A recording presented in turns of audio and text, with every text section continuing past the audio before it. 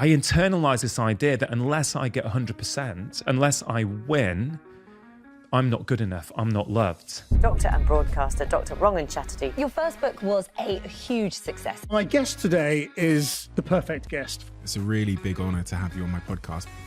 My son Janum, getting sick at 6 months old, changed the course of my career. You see, we need to evolve the way that we practice medicine. Sleep deprivation is associated with pretty much every single chronic disease we have. Compared to about 60 years ago, we may have lost up to 25% of our sleep. The way society is set up now is making us lonely. We've moved away for work, we've moved away from our families, we don't have the tribes around us, and it's very, very damaging for our health.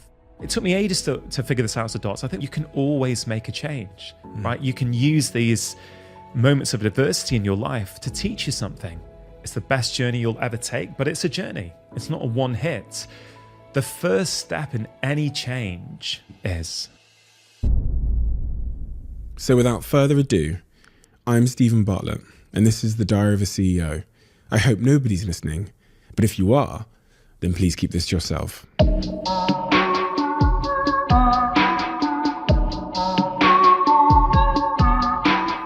Dr. Rangan Chatterjee.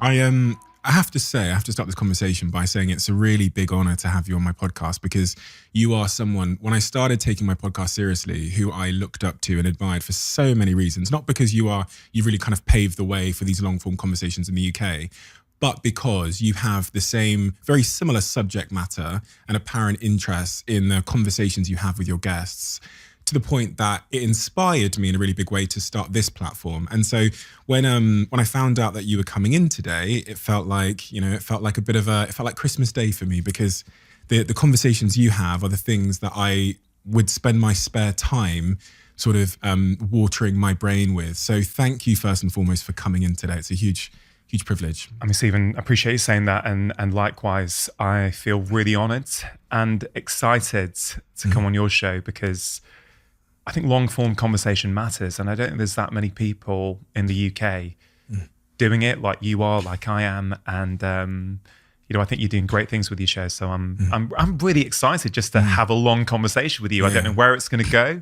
but thanks for having me. So take me back to the foundations. Who were you? So I grew up in the northwest of England, and mum and dad were immigrants from India. Dad came over in 1962 for a better life to the UK. Mum came over in 1972. I grew up, got an older brother, and like many immigrant families, education was king, right? It was about get good grades at school, go to a good university, get a good job. Right, that was the kind of drive from home. My experience was very much, the culture at school is really different from the culture at home. And I didn't really think much of it at the time, but now in my early 40s, looking back and reflecting as I've done for this new book, is that was incredibly problematic in many ways, because you end up pretending to be somebody you're not in order to fit in. And I can see now that's been a pattern for most of my life. I've not been myself. I've tried to be someone else. I've tried to do things to get validation and love from other people. And I've got to say, it's only been in the last few years where I've managed to kind of let that go. Another piece there, which I think is really relevant to your question, is because education was such a big thing, because mum and dad in particular, so much discrimination he faced, right, when he came here in his job. He had to career change speciality as a doctor because he just couldn't advance. And so ultimately ended up moving to a specialty he didn't like, he didn't enjoy, to give his family security. So what do they want to do? They want their children to not have to go through that. So I grew up with this kind of idea that I'm only loved when I'm top of the class, right? I'd come home, if I got 99% in an exam, my mum would say, why didn't you get 100? Right, if I came out with 19 out of 20 in a test, okay, what happened? Why didn't you get 20? Now, what's really interesting about that is I'm not criticizing my parents, right? I love my parents. I think they brought me up really well. But it speaks to a situation. There's different perceptions, right? So I spoke to mum recently. I said, hey, mum, why did you ask me those questions? Why did you push me so hard? And she said to me, because I knew you were capable. I wanted you to be the best that you could be. So mum did it with me from a place of love, right? She wanted the best for me, but walk around to the other side of that story. I internalized this idea that unless I get 100%, unless I win, I'm not good enough. I'm not loved. And I can now see that drove me my entire life. This need for external validation. What are other people saying about you? People say nice things, you feel good. People say nasty things, you are literally broken inside. So, a lot there that I've come to terms with over the past few years. But for me, understanding that I can go back and rewrite those stories, put a different perspective on all those events, has given me this real sense of freedom, calm, contentness. And ultimately, it's resulted in me feeling really, really happy. One of the things you said is that you believe the purpose of life is really finding out who you are, because once you find out who you are, then you can go on the journey of finding out what it is you want. So my question for you is, what did you then pursue as a consequence of believing that external validation was true validation, that was truly your purpose? How were you misguided or led astray? Yeah, so I went to university at Edinburgh, to Edinburgh Medical School, left home having the time of my life, partying, whatever, people when they get that sort of sense of freedom for the first time. A lot of my uni life was spent playing in bands, right? So music is a big part of who I am, what I do. So I'd be practicing loads, we'd be playing loads and loads of gigs. And then it all changed. I must have been 20, 21. I think mum phoned me at like 10:30 at night and said, hey, look, dad's in intensive care. The doctors don't think he's going to make it through the nights. Can you come back home? And I remember seeing dad in the intensive care unit, and he ended up surviving the nights. His kidneys failed. He went on kidney dialysis for the next 15 years. But basically, dad getting ill changed the trajectory of my adult life. So yes, I was in Edinburgh. I finished off. I worked there for a couple of years, but my mind was always back in the Northwest. And I moved back to the Northwest, which is one of the reasons I live there now, to help my mum and my brother look after dad. And it was incredibly stressful, particularly in the last few years before dad died, really, really stressful. And I would escape periodically. So coming back to your question about how does that impacted me, I wanted to do well. Like I got my specialist exams. I got good jobs in prestigious hospitals, right? I got those things. I thought, oh, that's what I'm doing. I'm doing the right thing.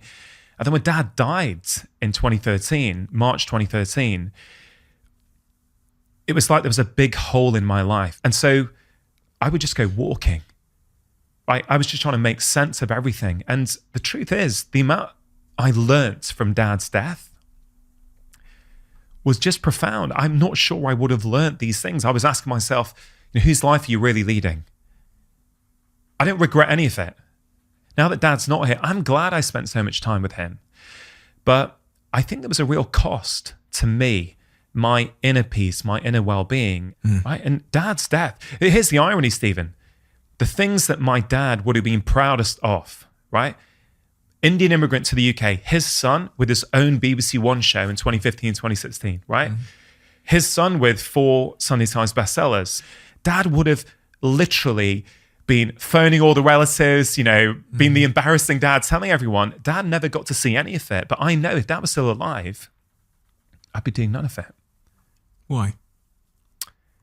If I was still in the mindset that I was when my dad was sick, I wouldn't have any time to engage in this stuff. Like life, if there's anyone listening to this who's a carer for someone in their life, they'll know what I'm talking about. You don't have time. You don't have physical time. You don't have mental space. It encompasses the entirety of your life. You're just trying to keep your head above water. You're just trying to get through day to day. You are firefighting. So I wouldn't have had the physical time, but also I think a lot of what I'm able to give to people these days through books, through podcasts, through, one-on-one with patients is the learnings. They're the learnings that I've acquired from going through dad's death, from going through that pain, from coming out the other side, from going, what can I learn from this? So I'm not sure if what I would have had to offer people back then would have been as valuable as what I feel I have to offer them now. Why did you choose medicine? Was that, again, part of this broader thing of thinking that was success and that would satisfy parents or, society? Because again, there's a bit of a stereotype, isn't there, with a Indian immigrant coming over and when I sit here with people from that background, typically the narrative is, and to be fair, in my case as well as an African immigrant, that success is doctor, lawyer, etc. 100%. It is a stereotype, but it's largely true for many families. As an Indian immigrant child in the UK, the three careers that generally are available to you are doctor, lawyer, engineer. That's what is valued. Of course, just to be clear, that's not every single family, but just by and large, I think that's true. But I tell you this, Stephen, I know loads of them who are so unhappy as doctors, so unhappy. They compensate for the tedium of their work, right, by getting smashed on a Friday and Saturday nights, right? And they wonder why they can't give up boozing or why they enjoy it so much. Well, because that's a symptom. It's not, the drinking isn't the problem. The drinking is a symptom. You don't enjoy your job. You've gone into the wrong career because you thought it was what you should do. Sometimes you're stuck now in your 30s. You've got a mortgage, you've got a lease on your car, and you feel trapped. But you can free yourself from that trap. You absolutely can, but you have to be honest. You have to get to know who you currently are now before you've got any hope of becoming the person that you ideally want to be. It's so unbelievably true in every way. I mean, so much of that I can relate to for so many reasons. And, you were talking there about your almost your parents' misplaced love. What you've clearly managed to figure out later in your life is that actually came from a place of love. Yeah. That's why I call it misplaced love, because they were trying to protect you because they loved you. But it turns out that misplaced love, what it's doing is it's stopping you from being your truest self. And the long-term consequences of that, when you end up living someone else's life, is what you've spoken to there, the symptoms of addiction and drinking and impulsive behavior that we see in people. So my overall conclusion there was this urgent need, as soon as possible in your life, to get in touch with exactly who you are and defend it at all costs. If you can do it at 16, do it. If you're 45 and listening to this, now is the second best time. Yeah, I mean, I've got so much to say on that. You're never too late to start on this journey. But how does someone start on that journey, right? I think it comes down to values, right? Values is what sews it all up together, right? So, for this new book, I've created this new model of happiness that I call core happiness. So core happiness has three components: alignment, contentment, and control. We can talk about those if you want, but one of those legs is alignment. Alignment is when your inner values and your external actions are the same. When the person who you want to be inside and the person you are actually being in the world are one and the same. That's one component. It's not everything, but it's one component. So if someone has heard what we're talking about and say, okay, I want to start, I'm not living the life that I want to lead, but I don't know where to start. There's this exercise in the book called the identity menu. And the goal is really that you go through, and I picked a number 3 because I think it's quite a realistic number for people. Out of the list of all these possible identities and values, which 3 do you think feel kind of the most true to you? And I've been doing this for a little while, and the 3 that have been pretty static with me for the past few months now, I'd say, and they're right at the top of my Instagram profile because I think this is what I want to give to the world and say, let's lead with our values: integrity, curiosity, and compassion. So this is who I am, right? I'm not a doctor. I'm not a father. Now, I think this is such an important point that I've been thinking a lot about over the last few years. I have a role as a doctor. I have a role as a father, but it's not who I am. Because when we cling too tightly to our identities, we put ourselves in a very fragile position. Let's say, I go over, I'm the doctor. I'm Dr. Chatterjee. And I sort of absorb that and I think that's who I am. Then what happens if I get fired? Right? What happens if I get sick and I can't work as a doctor? What happens when I retire? This is real. This happens to people. They lose their sense of who they are. What about my role as a father? Right? To be really clear, me bringing up my kids well is one of the most important things to me, more important than my work, 100%. But being a good father is not who I am. If I cling too tightly to that, what happens when my kids are teenagers and they get annoyed and they call me a crap dad? I've seen this happen. I've had patients come in, say, they call me a crap mum, but that's all I do. I do everything for them. I've given everything up for them. It's like, wait a minute. You are much more than your roles. Let's talk about cars, right? You said when you were 20, you wrote down what you wanted, right? There's nothing wrong with having a nice car. The problem comes, for your happiness at least, when you identify with that car, where that car says something about you. And the problem is, you drive around, I don't mean you, one drives around in their flash BMW, let's say, and they think, that says something about me, who I am. What happens if you lose your job? What happens if you prang it? What happens if you have a divorce and you can't afford it anymore? You go from what I call core happiness to junk happiness. Junk happiness is what many of us think happiness is, right? We think it's that momentary hit of pleasure. Buying something online, Instagram, chocolate bar, hit of booze, right? These things can be pleasurable things. They may have their role from time to time, but don't mistake that for being real core happiness. Core happiness is, I think, what we are chasing, but I think we misdefine it.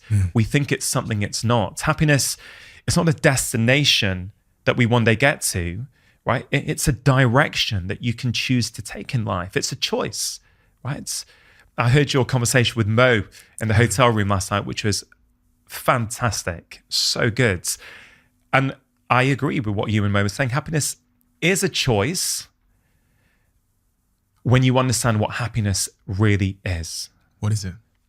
It's not a thing that you can get to.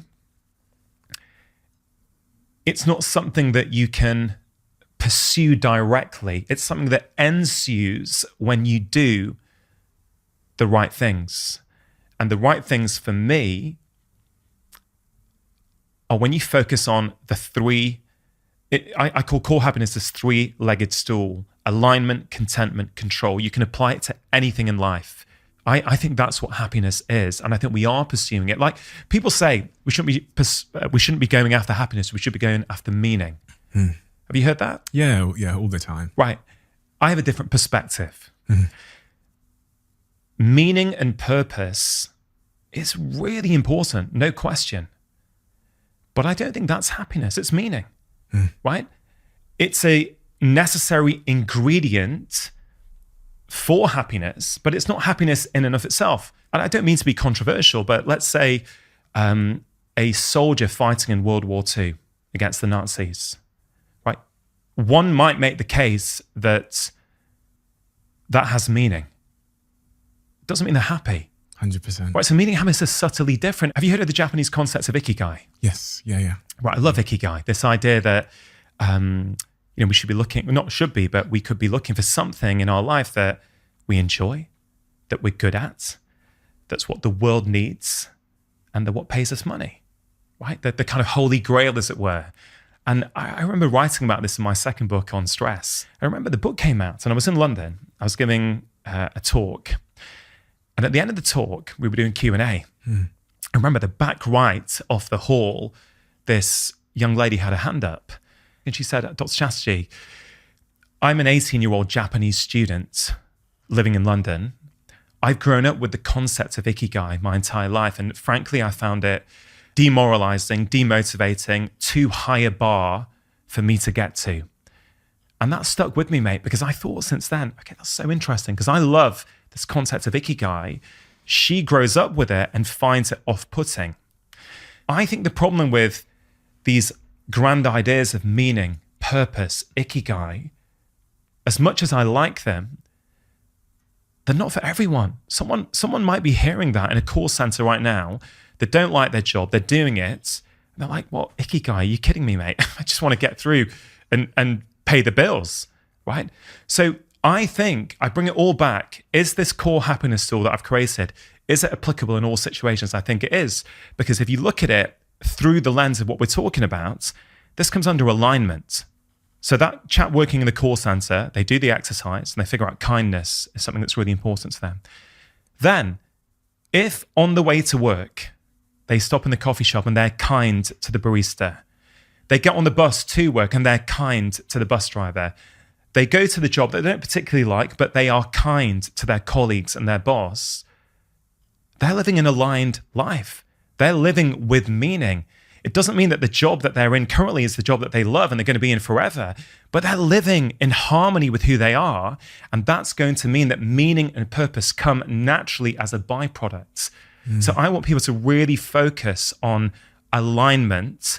It's one pillar of happiness, and I think your meaning and purpose will come. Can you talk to me about control as well? I thought long and hard about this word control. And I ummed and ahed. Was it the right word to use? And I spoke to some of my patients, I spoke to some of my friends. And I really think it is when we understand. It's about what are the things that I can do in my life that gives me a sense of control. We know from the scientific research, when you have a sense of control, right, you have better relationships, you have longer relationships, you're healthier, you have lower stress levels, you live longer. So it's that sense of control. And that could mean many things to different people. You know, for me, I'm really big on morning routines, right?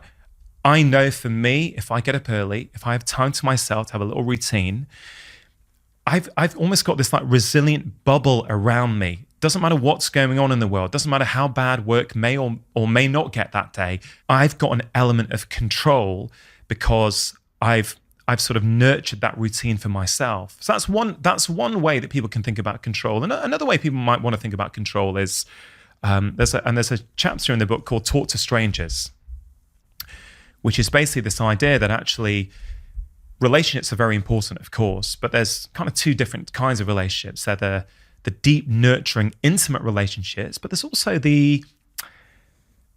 those kind of almost trivial interactions that we have day to day, right? So when you say hi to the barista, or, you know, I said hi to your work colleagues when I got here, those little things, they are not trivial. There's a network in your brain called the sociometer, right? It's constantly detecting your external world for threats. And when it receives positive information, like a smile, like a bit of a nod, a handshake, you know, it sort of relaxes. Your stress levels go down. You feel a sense of connection with the world around you. Coming back to control, you feel that the external world is safe. Safe, yeah. I've got a degree of control. There is order in the world. Let's focus on these simple things you can do each day. If you say hi to the Amazon delivery driver and smile at them, say thank you to the barista and say a few nice words to them, say hi to the bus driver and smile at them, thank the postman, you are working on your happiness. You know, it seems trivial, but it's not. The research is so clear, right? Because it gives you a sense of control. Second pillar of the three. And we've got to touch on the third pillar before I start getting into all of these topics. Because it's so interesting that these are the things that, you know, we're talking about today, because I think I spent all weekend reading about studies on the importance of, you call it the sociometer in the brain, but just that thing that connects you with your tribe. But please do get into the third point, which I think you said was contentment. Contentment, yeah. Yeah. Contentment is about feeling calm and that sense of peace when you're at peace with your life and you're at peace with your decisions. So what things in your life give you that sense of contentment? And I really feel it's these three things, when you put them all together, the side effect of doing them is you're happy, Yeah. right? But also happiness is not often what we think it is, that big billboard image of the happy family on the beach with a smile on their face and the ocean behind them, right? That, to me, is not happiness. That's a pleasurable experience. Yeah. It can form part of a happy life, but that's not happiness. You can be sad and happy. The way I look at happiness, core happiness, I was thinking about this last week. I was chatting to someone who was going through grief. You know, someone very close to them had died. And, you know, we were having a really long, deep conversation, but they were present with their grief and they were able to share with me exactly how they were feeling. No masks on at all in terms of these kind of metaphorical masks that we put on. They were just being themselves. That's core happiness. Because they're aligned, right? Their inner thoughts are, I feel sad, upset, frustrated for my loss. And their external actions are completely aligned with that. So I kind of feel really what happiness is about is living an intentional life. It's about taking the time to understand who you are, defining for yourself what happiness is or what success looks like, not using society's definition. You posted a few days ago, don't use society's definition of fun. Right? That was a great post. You know, just because society says to have fun, you need to go to a bar, have loud music on and get drunk.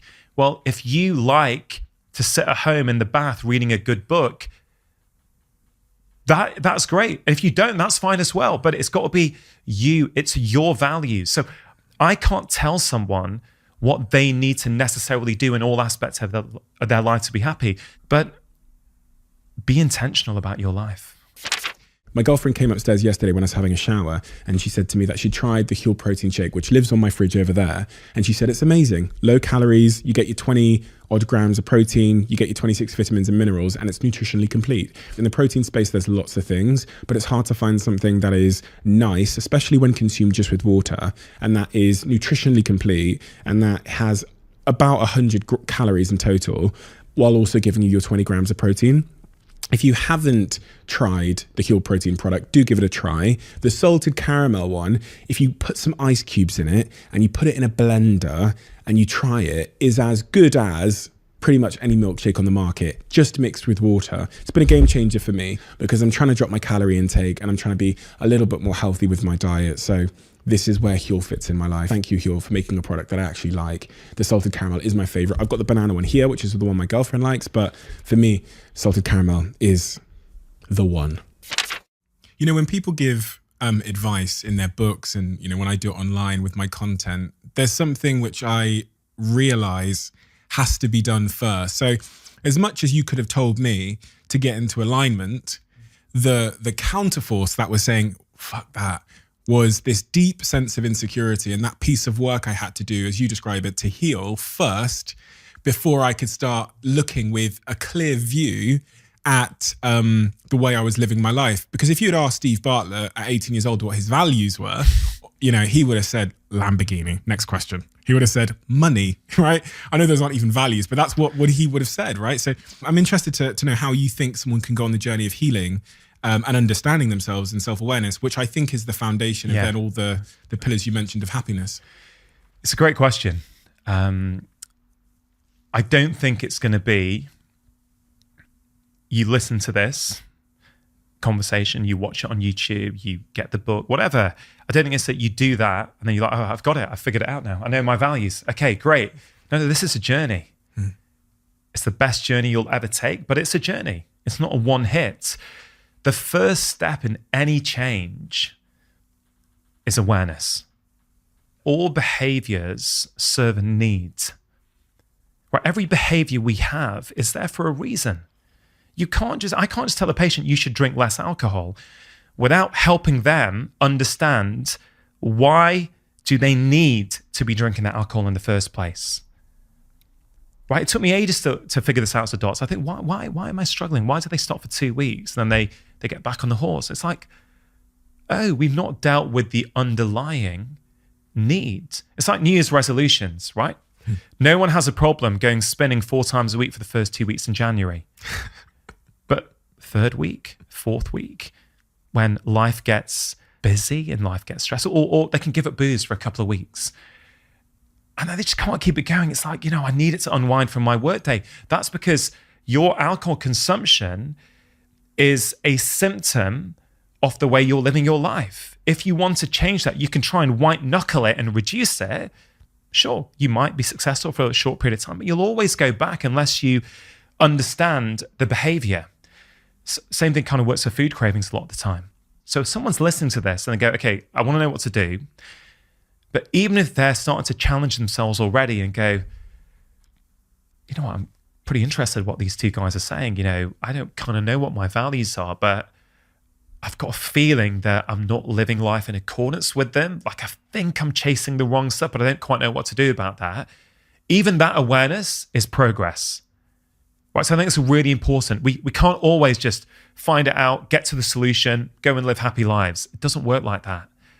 So step 1 is awareness. Now, if you have that awareness and you want to go further, a simple thing you might want to do is what I call the identity menu in the book. You might literally want to try and write down 3 values or even 1 value. Start with 1, right? Start with 1, right? Just write down 1 value. And then in a week's time, ask yourself, how often in that week did you live in accordance with that? How often in that week did you live in a way that was not in harmony with that? Okay, it's not about beating yourself up. It's not about holding yourself to this unattainable ideal. It's just ask yourself the question. Just gently start compassionately probing what's going on. Right, so I think that's a useful exercise, and build up to 3 values if you can. And, these things need reassessing. The other exercise I like, which I think is really practical, it's got 2 parts. It's called Define Your Happiness Habits and Write Your Happy Ending, right? And if you want, we could try it actually. Let's do it. If you're up for it. I love doing these long. So I would ask you, Stephen, think of 3 things that really bring you a sense of happiness, deep calm and contentment, and make you really feel good. So I think one of them, which I've actually read about in your book, is about serving others and helping others. It feels to me like a happiness rush or a sense of fulfillment or contentment that I can't seem to get anywhere else. The other one is like pursuing my artistic interests. So things like when you can see my DJing equipment over in the corner there, when I do my DJing, or when I give time to myself to write or create. Okay. I call that like expression. That's like, yeah. And then I think the third one is what I think you call in your book like movement. So moving. So exercise. When I go to the gym and I'm not sure why that is, because this might fit into a number of categories, because in part it's like meditative. When I'm on the running machine or on the Peloton, it's really meditative. On the other part, there's obviously physiological impacts and biological impacts of the exercise. And then on the third part, it might just be because I'm giving time to myself. So I'd say those are the 3 that came to mind straight away. Okay. So you've picked what I call 3 happiness habits. Yeah. Right. So each week, and please correct me if I've misinterpreted any of this. Each week, if you could do something that serves others, if you could engage in your artistic passions, and you could do a form of movement you enjoy, there are 3 things that would give you, a real sense of happiness. So I believe. Okay, no. I think they probably are. And I'll share mine in just a second. So, okay, so let's go to the second part of the exercise. Okay, it's called Write Your Happy Ending. So imagine now you're on your deathbed. Yeah. Okay, so at the end of this is it, right? You look back on your life. What are 3 things you will want to have done? So that's really interesting, because it's funny because the answers are different. One of them is definitely about connecting with others, my friends. So like my friends, my family, my niece. That's in fact so central to my happiness. The third is helping others. That gives me a real sense of that I spent my time in a worthwhile way. And the second. And the third is a personal one. It's the feeling that I've done my potential justice. Yeah. Lived up to your potential. Lived up to my potential. Done myself justice. Yeah. Yeah. I love them. I mean, first of all, thanks for sharing that. So what's really interesting, when you do the second part now, you can go back and redo the first one. And Yeah. what's really beautiful, I think there's a real deceptive simplicity with this exercise. It gives you the sort of granular day-to-day look at your life and happiness, and it gives you the 30,000 foot kind of big picture view. And you can see if they're aligned. So if you do the 3 happiness habits each week, doing something for someone else, serving others, engaging creatively, and moving, will that get you to your happy ending? No. So I was missing one. you're missing one. Yeah. The which I didn't relationship realise. piece. Yeah, exactly. Yeah. And so this is not about catching anyone out. This is something I think we can all benefit from, myself included, on a regular basis. It doesn't mean you can automatically change the entire trajectory of your life, but it does mean this is about intention, right? It's like, if that's what the goal is at the end, well, like for me, I know 3 happiness habits for me are number 1, spending undistracted time with my wife and my children each week. That's really important. Number 2, doing something that helps improve the health and well-being of others. Really important. Number 3, having time to pursue things that I'm passionate about. Those are kind of my 3. I'm doing the final piece. The 30,000 foot. Yeah. that's So good. I know each week then for happiness habits, if I have, let's say, 5 meals around the dinner table with my wife and kids, that's where there's no phones and we're totally undistracted and in the moment, right? I know that I'm doing that. I know if I record an episode of my podcast each week, I know that I'm doing something that's going to improve the lives of other people. And if I have time to, I don't know, play guitar, play snooker, whatever, I've got all kinds of creative passions each week, then I know that if I just consistently do that, just a little bit each week, I'm getting to the happy ending that I want. And for that person who may be listening to this and struggling, that may be something else that they can start doing, And what's really interesting, Stephen, is we think we're all quite different. There was a study from last year which showed us that actually, despite all our differences, we feel as if we're being our true, authentic selves when we're being kind, compassionate, doing things for others, enthusiastic, present, and in the moment, right? All of us. And what I love about these exercises, they really bring awareness and intention to your life. You could say, yeah, I really value health.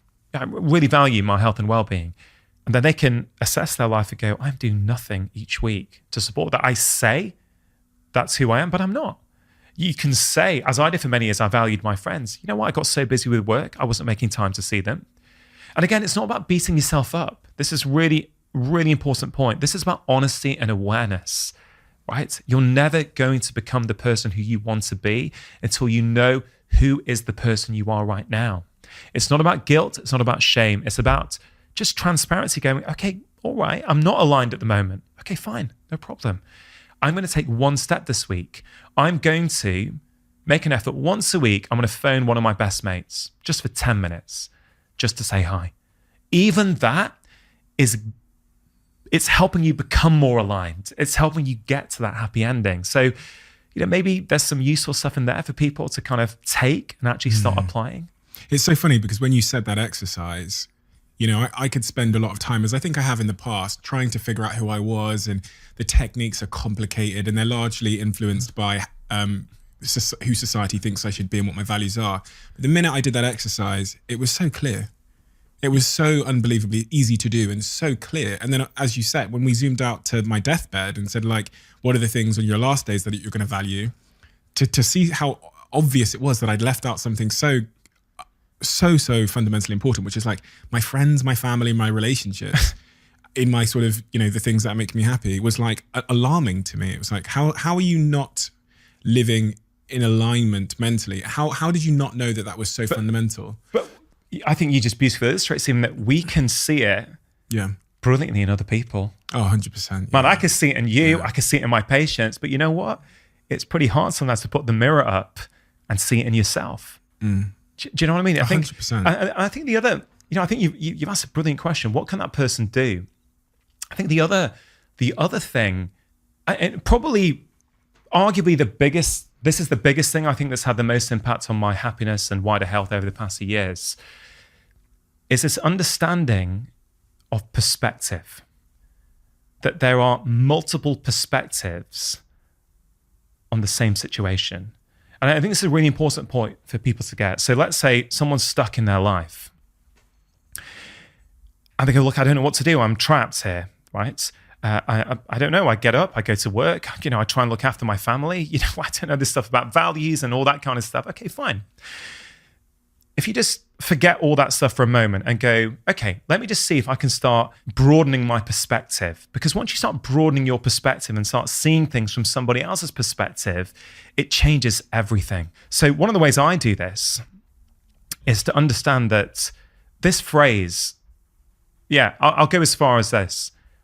This phrase has had the most impact on my health and happiness above anything else. If I was the other person, I would be doing exactly the same as them.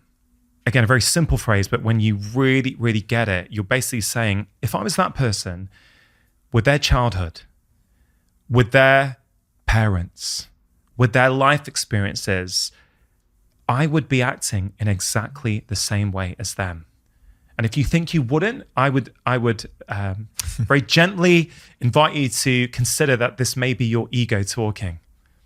If they could act differently, they would.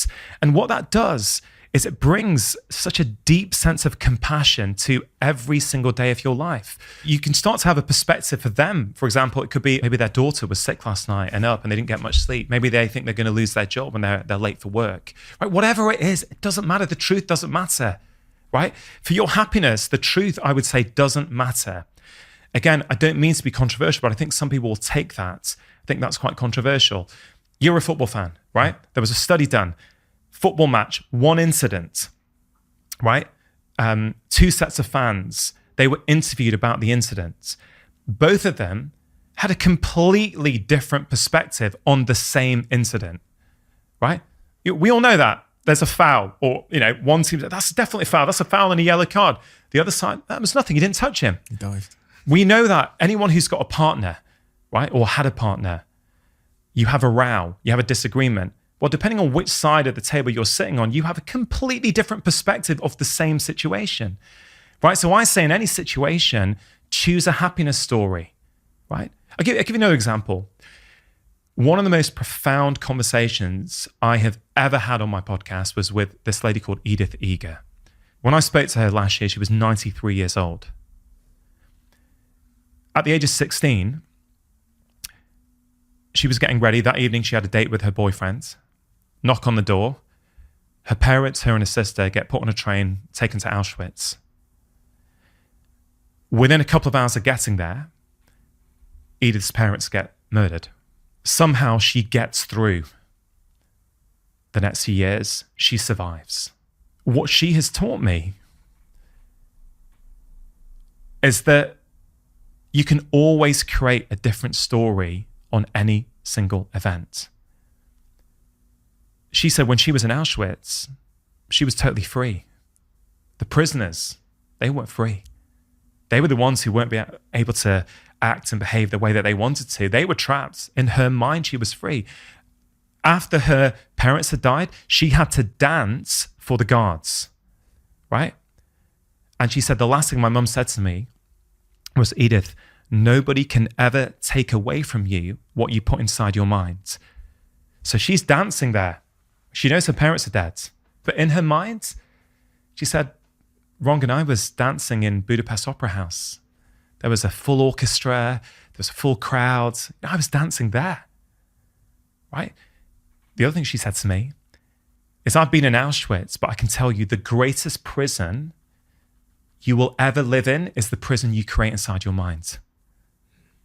So for people who are listening who struggle to forgive, who struggle to see the other side, who see someone put a tweet up and then spend an hour getting agitated and frustrated, I humbly suggest to you, if Edith Eger can write a different story in the hell of Auschwitz, I kind of feel we probably can as well.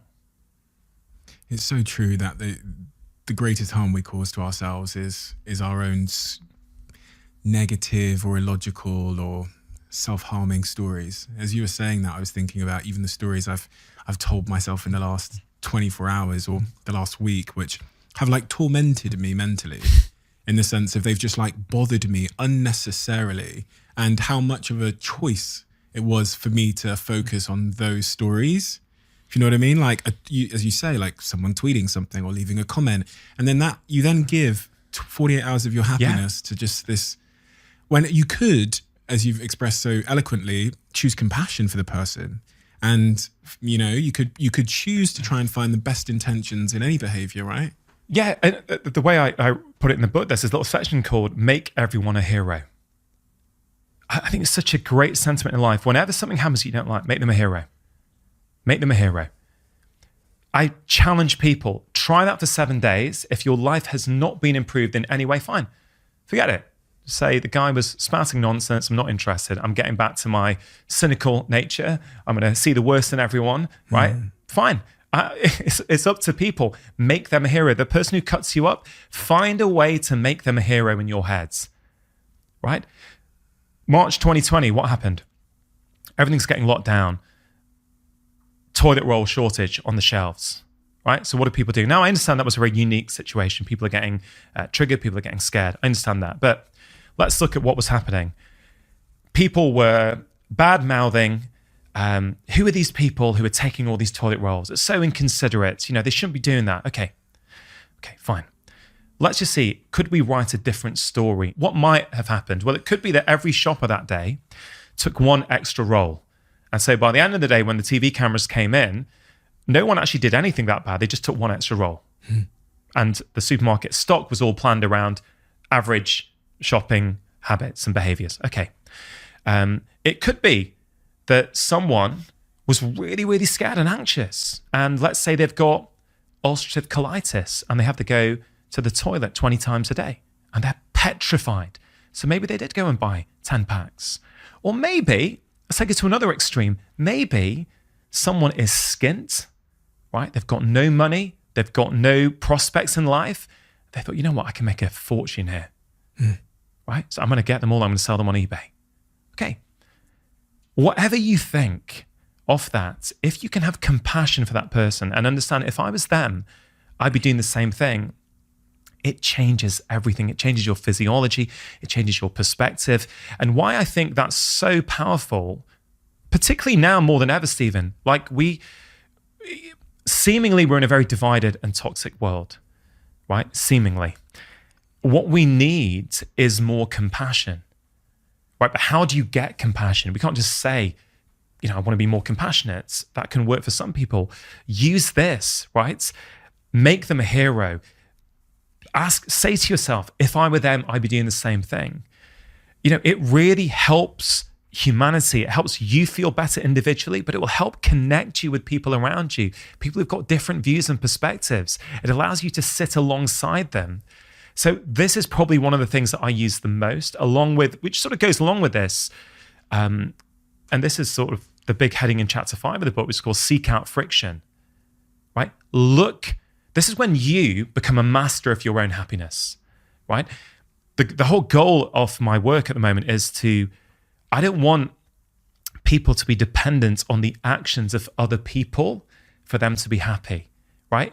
If you constantly are getting triggered and frustrated by the tone of your colleagues' emails or the way that your partner is talking to you, right? If you're waiting for them to change in order for you to be happy, well, you could be waiting a long time. And if we go back to my core happiness stool, you've lost control. You have no control because you're dependent on other people. So I talk about this as social friction, right? Just as in the gym, you know, you can do physical friction. You can push up, you can press up against your body and you get stronger. I'm saying you can press up against other people and also get stronger. So every time you get triggered, I actually do this. I do this every single day. Let's say social media. Let's say you get a negative comment. Let's say I get a negative comment. In the past, 5 years ago, when I was first on BBC One, about 7 years ago now, actually, I would have got triggered, got so frustrated. I would have felt really bad. What's going on? Why is this happening? All I'm trying to do is help people. I would have created this narrative. Now, it's like, why is this triggering me? Is there some truth to it that I can learn from? Or is it because the other person's having a bad day and they're taking it out on me? And you become a master if you practice this every day, right? Because what happens is that you take control over your inner thoughts. You take control of your own happiness, because it's like, okay, it doesn't matter. You're being given opportunities every day to learn something. For me, I can speak, but I know this to be true for most people.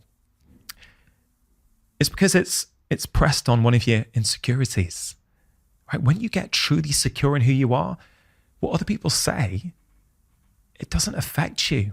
Like, I've noticed this in my own life, right? We started off the conversation talking about external validation. Like, the problem when you need external validation for your self-worth is that when you get it, you feel great, or you think you feel great.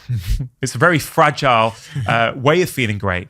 But when you get criticism, you go to the other extreme where you feel worthless and you turn to whatever your junk happiness habit is, Instagram, gambling, drink, porn, whatever it is, right? You turn to that as a way of compensating.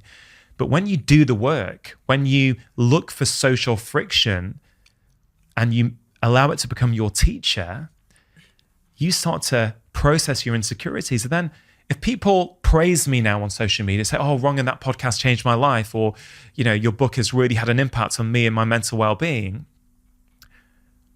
I like hearing that, but it doesn't artificially elevate my ego like it might have done a few years ago. But at the same time, if I get criticism, right? If I get criticism, it doesn't drag me down to those depths either. I'm just a lot more level. Did that make sense? 100%. 100%. As you were saying that, once again, my mind sat there and thought, how does he know all of this stuff? And how has he gotten to a place where he can be so empathetic and he can understand others to the point that you can, as you say, make them a hero and practice that, what seems like a pretty radical form of empathy in situations where others would resort to blame and antagonism and attacking others. And it appears to me that is because you've understood yourself, and actually being able to see the, what people might describe as the insecurities or the flaws in others or the triggers in others is only possible once you've understood yourself. And it's funny because when I put certain things on Instagram, I know that I'm going to get backlash. So if I say personal responsibility is really important, you can choose, for example, in the case of what you've said there, you can choose to make someone else a hero. If someone cuts you off, it's a choice as to whether you're happy or you're triggered. I know there's a small proportion of people who will slide into my DMs and go, you're wrong. If they've cut me off, that's forced me to be unhappy, or I'm not at fault for being unhappy, right? And it tends to be the case that those that are able to make that person a hero or to practice empathy are those that have actually done the work to understand why they are triggered, why they were insecure, and why they react in the way they do. So again, it feels to me that this really underlying foundational piece of work that is the catalyst for being able to do all of these amazing things that you've written about and that you understand, again, is that that awareness as you described it.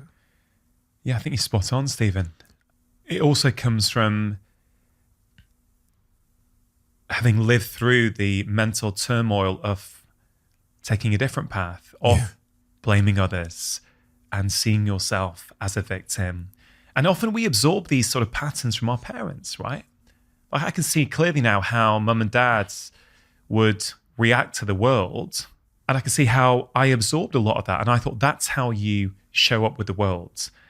But we can all choose to approach the world differently. Just because you have approached the world a certain way for all the years you've been on this planet, let's say until this conversation, right? Everyone listening or watching has a choice. At the end of this conversation, they can decide whether to act on something they've heard or not. Can I just press you on that one, on that point there about your parents? Because I think it touched on something that I really relate to in one of my parents, which is, and this might be an immigrant thing. My mum was pretty badly racially abused for living in Plymouth. She's a Nigerian woman. I really didn't see anyone else in my city that looked like her, if I'm honest. Once in a while, I might, once a year, but she was an anomaly in appearance. She was a Nigerian woman with long, Nigerian hair. And I grew up, I have to say, because she was often racially abused, seeing a kind of bias in her towards thinking that the world was out to get her. And I don't think that served her, if I'm going to be completely honest. Do you know what I mean there? And you see it in other people, that kind of sense that they are a victim. Oh, do I ever? I would say this is how my mum very much has shown up with the world. And similar stories here, there is all kinds of reasons for that. And you absorb that. You think that's the way, that's what your parents, how they react. It's often what you absorb as a child. You think that's the way. So I can't believe they did that. They did that differently. I would feel differently. And it's really understanding that you have a choice in how you show up with the world. You have a choice in how you feel about a situation. You can choose a different story. Mum, to be fair to Mum's now 81. She's pretty immobile. Me or my brother give her breakfast on most days. She is changing, right? It's so wonderful to see sometimes. It's like, oh, wow, well done, Mum. Like, it's just so wonderful to see that any one of us can change at any age, right? We can make subtle choices, small things that make a big difference. I also grew up very protective. You'd see things that weren't there. Man, if someone cut me up in my 20s, I'm not sure I should even say what went through my mind, right? Yeah. I wasn't calm and content, at all. I'd get triggered. I'd think they were, whatever. I may even shout in my car, for the sake of my career, I should probably just not go any further. But no, I'm just joking. I'm saying I probably said things in my head or scream them out that I'm not particularly proud of now. But I can see that I didn't have the emotional maturity and the emotional awareness to do anything different. What is that? What is that is victimhood, in your view, often like an ill thought through form of self-defense? Because I'm thinking about why, say our mothers who are subject to a lot of abuse or whatever, why did they make the choice that the world was not on their side? And how, because that seems like maybe in the short term, it might help you. So if something happens to you, or you're unsuccessful in business, you can say, well, it was the bank, they're racist. What is the psychology there in the human that's choosing to default to victimhood? And you see it in I see it in a lot of my friends, actually, when they fail at something, it appears that they use blame as a way to protect their self-esteem. Or I think you just nailed it. That's what it is. It's protection. It's to give you that feeling of safety. That's what we're always craving. We want to feel safe. So it makes you feel safe. Actually, it's not me. It's out there. It's not in here. It's out there that's the problem. If that changed, I think that's part of it. But is that because those people can't deal with more? That they're too fragile, that they can't deal with more what they perceive to be evidence of their inadequacy? Yeah, absolutely. And it also comes down to any trauma that they may be carrying from their childhoods. This is the other thing I've learned, Stephen, is that, without going into details on mum and dad's, that I don't have permission to share, there were traumatic things that happened early on in mum's life. And so now I can look at that with a deep level of compassion that,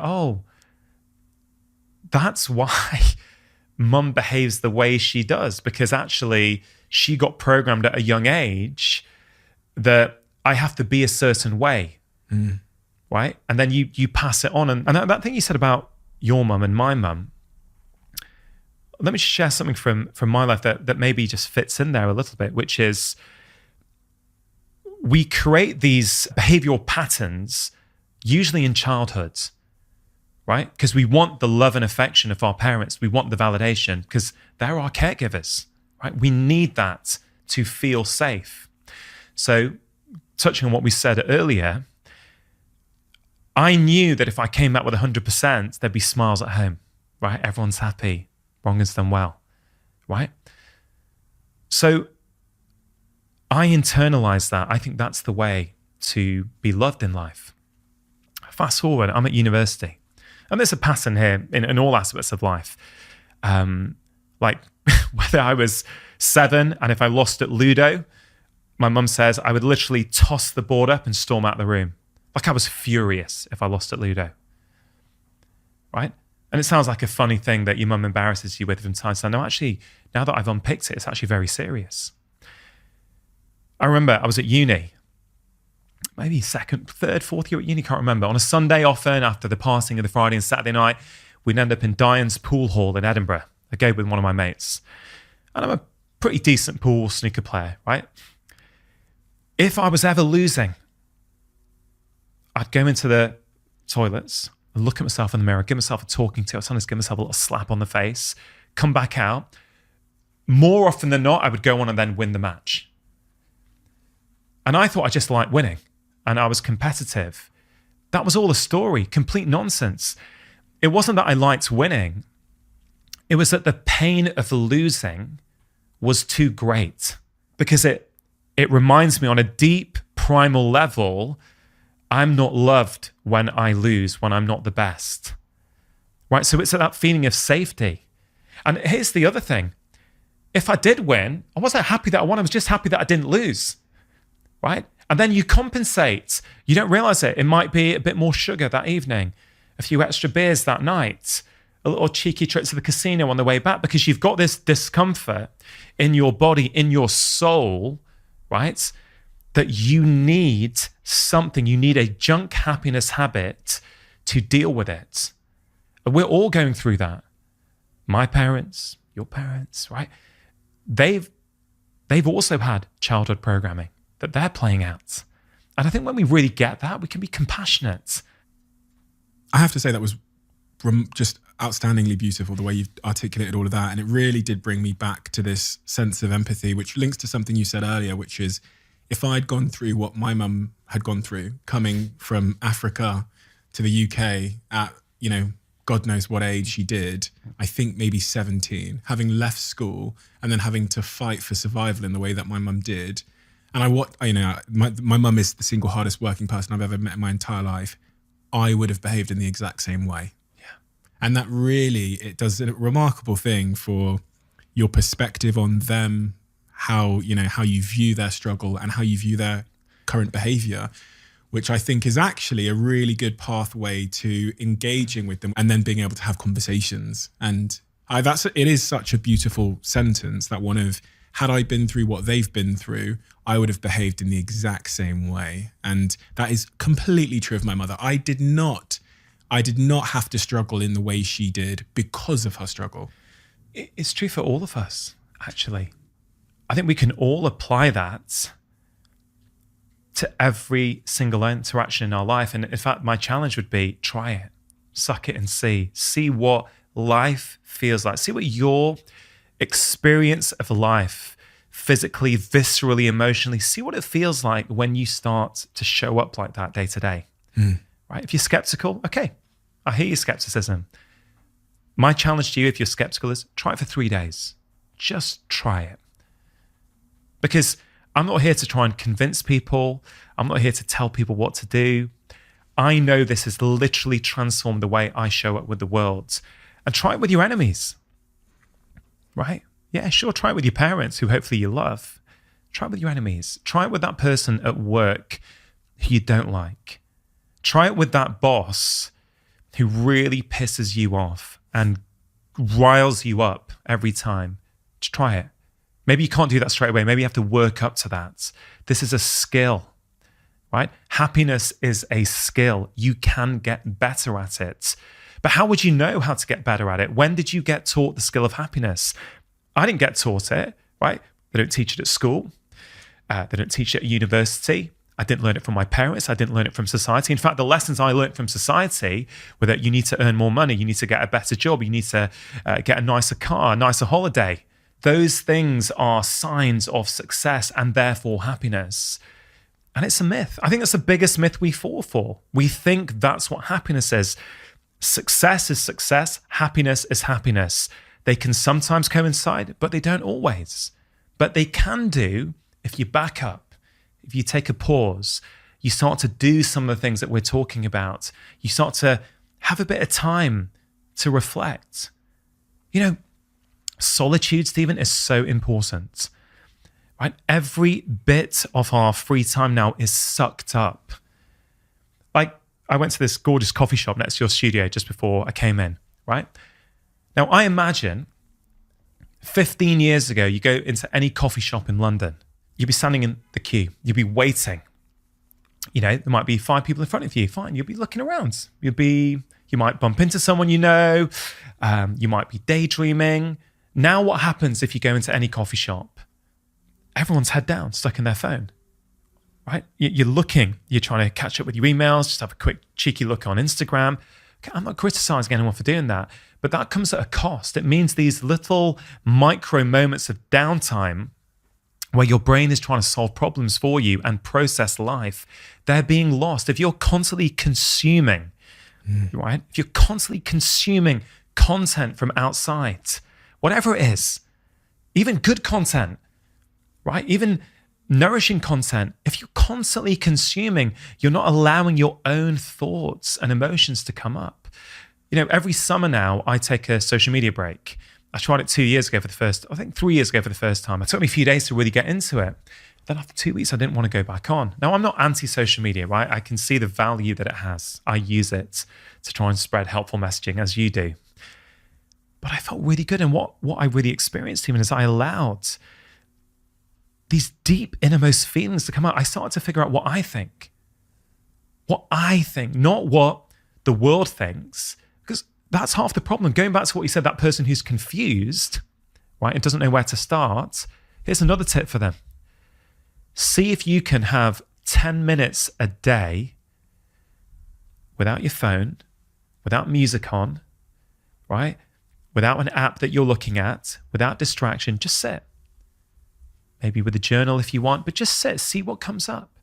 Because often we're so scared of what's going to come up, we distract.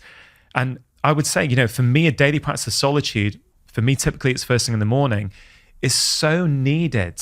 Right? The way I describe it to people, it's like an early warning system. Right? So when I was a junior doctor in Edinburgh, I remember being taught, when you're looking after sick patients, if you do regular, what we call OBS, so heart rate, respiratory rate, temperature, depending on what parameters they fit into, we could detect several hours beforehand who was going to end up needing high dependency beds or intensive care. It was really a simple concept that by doing these regular checks, we can then take aversive action and make sure that person doesn't end up going downhill. And I see my daily practice of solitude as my early warning system. Like, it allows me to see what's coming up, right? I know for years, Stephen, I know now, but I didn't know then. When my stress load was going up, work, family, pressure, I'd feel this real tightness in my right upper back. But I was so busy, I didn't even notice it. Now I notice, I know. If in the morning when I'm doing my solitude practice, I feel it, I'm like, oh, okay, there's stuff going on, right? What is it? Is it work? Is it emotional? And it allows me to intentionally say, okay, do I need to cut out some commitments I've got? Do I need to have a conversation with my wife about something that's been bothering me and I haven't said anything yet? Everything I recommend, Stephen, is simple. I don't think anything I've suggested so far costs any money at all. None of them actually take that much time. I'm really, really passionate about making sure this information is accessible to everyone. I've worked in affluent areas. I've worked in some very, very deprived areas, right? And actually, we're all, of course, there are different pressures, but actually we're all having the same universal human experience. The same ingredients are there in all of us that when we apply them, they make our lives better no matter where we are, right? When I was working in Oldham, right? an area of low socioeconomic status. A lot of my patients were on benefits, very poor income levels. You would say a very, struggling area financially. I can't take away their poverty and their stress from life. But if I can help them have 10 minutes of themselves each morning and do some breathing practices, or even write in a journal what they're feeling, that is going to lower their stress load. And that means they're going to be better able to show up in their life and deal with their stresses. Right? So when people say, oh, health, happiness, it's the preserve of the middle classes and the wealthy, I disagree. I absolutely disagree. And I'm so passionate to get that message across. Health and happiness can be accessible to everyone. Yes, it can be challenging for some people, no question. There could be lots that you want to change. There'll be lots that you ideally would wish it wasn't the way it is. But you can choose your response to every single one of those things. You absolutely can. And when you learn to do that, that's freedom. What's the Viktor Frankl quote? In between stimulus and response is a space. In that space lies your power to choose your response. And with your response lies your growth and your freedom. One of the things you touched on there, which is really foundational to everything you went on to say, was this idea of a morning routine. And, when I do Q&As and stuff like that on social media, people will always ask me, Steve, what's your morning routine? My morning routine is pretty shitty, to be completely honest. I would never lie to anybody about that. It's really, really shitty, and it's inconsistent, and it's unthinking. So it's kind of being dragged into the day. You describe the 3 M's of a really good morning routine. What are those 3 M's of a good morning routine? What can I do today? How long is it going to take me? And what do you believe a good morning routine contains? Yeah. It's a big picture view here. I have a bias towards morning routines because I have found in my own life, they've really, really helped me. So let me just talk about stress for a moment, because this really plays into why I think morning routines are so important. I've got this concept of micro stress doses and stress thresholds. So every one of us have got our own unique personal stress threshold, right? That depends on your life, how you deal with things, and what's going on. And when we get to that threshold, that's when things start to go wrong. That's when we snap at someone. We have a fight with our partner. Our neck goes or our back goes into spasm, right? That's when you're at your threshold, right? So I'm saying to people, and I've really found this to be true for pretty much everyone. Let's say you wake up and you are far away from your threshold. You've had a good night's sleep, right? So you're feeling good. What's the average morning for a lot of people these days? Okay, let's say the alarm goes off at 6:30, right? So they're in a deep sleep. Alarm goes off, jolts them out of that sleep. They have to get it. Okay, that's micro stress dose, or MSD number 1. Okay, pick up the phone. Like, oh man, I'm just going to put it on snooze. I need a bit more. Snooze, put it back. 6 minutes later, it goes on again. MSD number 2. You pick up your phone, you go, I'm quickly going to check email. Oh man, there were these 3 emails I didn't get back to yesterday. Oh man, I need to do that. MSD number 3. Have a quick look on Instagram. Someone's left you a snarky comment. MSD number 4. Then you realize, oh man, I've been in bed for 10 minutes. I have to get up, get ready. I've got a guest coming to shoot a podcast with. I'm not talking about your life. I'm just saying anyone's life. You are talking about my right? And so here's the point. At me, Ronan. Each one of those things, right, is a micro stress dose. And each one of those is getting you closer and closer to that stress threshold. The mistake we make is that when something happens at 3:00 in the afternoon, right? When that email from your colleague frustrates you, you think it was that email, but it wasn't the email. It was the fact that you've already acquired 20 micro stress doses. You're right at your threshold. You've got no capacity to deal with it. So that email now bothers you. So what I suggest to people is, many people leave the house in the morning having already accumulated about 15 micro stress doses.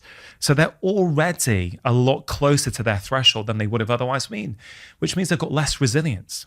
It won't take much for them to get triggered, right? So why I think morning routines can be so valuable is they can reduce how many micro stress doses you're exposed to first thing in the morning. So you are going into your day with much more headroom and much more resilience. But I think they're also useful if you're feeling quite stressed when you wake up and anxious. I think they help almost undo the damage of microstresses and bring you back to baseline. Was that clear? Perfectly clear. So that's my kind of overarching view on why they're so important. So for me, I know if I do that morning routine, yes, it gives me perspective on my life. It allows me to reflect, but it also feeds the control leg of the core happiness stool. But it also means that I'm not exposing myself to micro stressors. In fact, I'm getting back to baseline, or I'm going into negative. I'm actually giving myself a lot more resilience and capability to face the day. So I always try and simplify things for people. So I think a complete morning routine for me has got these 3 M's: mindfulness, movement, mindset. And that's how I orientate my own morning routine. So I started with mindfulness. Now, I've been doing this for a few years, right? So currently my morning routine is about 30 minutes, but that's because I've created a life where I can do that and it works for me. And I get up silly early. That's also because my kids have always been early risers. And I know if I don't get that time to myself, I'm just not as good a dad and I'm not as good a husband. So my bedtime has got earlier and earlier so I can get up earlier and earlier before my kids do. Right, so I start off with mindfulness, which at the moment is a practice of breath work and then meditation. Then what I do, I go to my kitchen and I put coffee on. Now, I'm very particular with how I do my coffee. I weigh out 15 grams in the French press. I pour 250 grams of water in and I put a timer on for 5 minutes. Why is that important? It's not. It's the way I like my coffee. But the point is, I know for 5 minutes, my coffee's going to brew. So in those 5 minutes, I don't go on Instagram. I don't check my email. I do a workout in my kitchen in my pajamas. Right, I'm in my pajamas. I'm not had to put on any fancy gear. I might do a bodyweight workout. I might have a kettlebell kicking around. Whatever I feel like, I will do. And then I get the gorgeous rewards of a hot, fresh cup of organic coffee that I like. And I sit there and I'll read something positive. Like I've got a few books kicking around in my living room. I'll just pick one that I'm drawn to. I'll probably read for about 10 minutes while sipping coffee. Something that's not negative, that's uplifting. Right, so that's what it looks like for me. Now, sometimes my daughter, who's currently 9, she's got a sixth sense that daddy's up and she creeps in with me. If she gets in with me, well, 2 things I want to say about that. The old Rongan from a few years ago would have got frustrated. Man, I kind of need, I want my own space. Why? Yeah, I should have got up earlier. I don't do that anymore. I'm a lot more compassionate to myself. I use that. I go, okay, great. She's here. Okay, darling, just sit here. Daddy's just finishing off my meditation. And she sits down and I think, okay, this is cool. Like, I don't need to look at it as a problem. This is life, right? If we think life is going to be great when everything goes our way, we're going to be waiting a long time. So I embrace it now and go, oh, fantastic. And then I also think as a dad, well, she's also now seeing daddy prioritizes his health. He thinks it's important to look after his mental well-being every day. I'm hoping that she also absorbs some of these ideas as she grows up. But the mindset piece, I don't sit there and read if my daughter's there. We instead do affirmations together. So there's really good research on affirmations in terms of what they do for us. Just short, positive, powerful statements. So the one we do together is we just say, I'm happy, I'm calm, I'm stress-free. Right? So the 2 of us sit there, we hold hands, and we say that for a minute. At the end of it, I feel brilliant. She feels amazing. Now, I get it. Some people hear that, go, that is cheesy as anything. And maybe it is. But you know what? There's good research on it. Undergraduate students who did affirmations before their exam perform better, right? How you program your mind matters. So that's what mine looks like, right? It used to be about 5-10 minutes. Now, yeah, I can do half an hour, right? But I've also become aligned. I go to bed earlier, right? And let's not forget, Stephen, you're at a different stage in life to me, right? I'm in my early 40s. I'm happily married. I've got 2 young kids, right? You're in your late 20s, right? Was I doing morning routines when I was 29? No, I wasn't. Slight clue that I texted you at 2 a.m. last night, isn't it? Yeah, well, I wake up, it's like, oh man, like I'm getting up to do my routine and Stephen's just gone to bed. But let me tell you about a patient who I saw many years ago. Can't remember how old she was. She's probably around 42. Really bad skin. And I strongly felt that stress was exacerbating and really aggravating her skin. And she said, Dr. Chatterjee, I don't have time for any of this stuff, right? I'm busy. I've got 2 kids. I've got to get out to work. And we tried various things, but I managed to persuade her and inspire her to try a 5-minute routine. And this is what she did. She did the 3 M's in 5 minutes. It's just 1 minute of what I call 3-4-5 breathing, right? So you breathe in for 3, you hold for 4, and you breathe out for 5. Anytime your out breath is longer than your in breath, you help to lower your body's stress response and activate its relaxation response. Okay, there's many ways you can do that, but I like this breath that I call the 3-4-5 breath. So she did 1 minute of 3-4-5 breathing. She did 2 minutes of yoga, right? She has some of her favorite sequences. She did 2 minutes of yoga. And then she did 2 minutes of affirmations. That's it. And she got on with her day. She came to see me a few weeks later and she's like, Dr. Chatterjee, I just feel so much better. And her skin complaints had gone down by over 50%. And over the course of the next few months, she was hardly getting any flare-ups at all because it was a ripple effect. It wasn't just that. But by doing that and giving her that sort of little bubble of resilience first thing in the morning, she would then go out for a walk at lunchtime instead of just sitting in the canteen on her phone. She'd go, I'm going to go for a 10-minute walk around the block. You know, so for me, it's just you showing yourself right at the start of the day, you know what?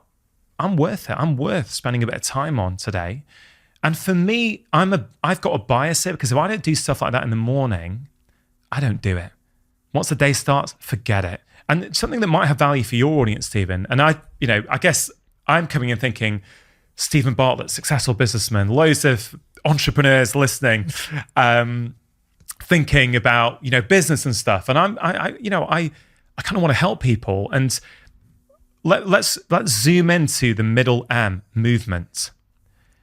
Why is it that I'm able to do a 5-minute workout every day? Like I've rarely missed a day for 3 years. That's not because I've got more motivation than anyone else. It's because I understand the science of behavior change. Right? I hope it's going to have value for people.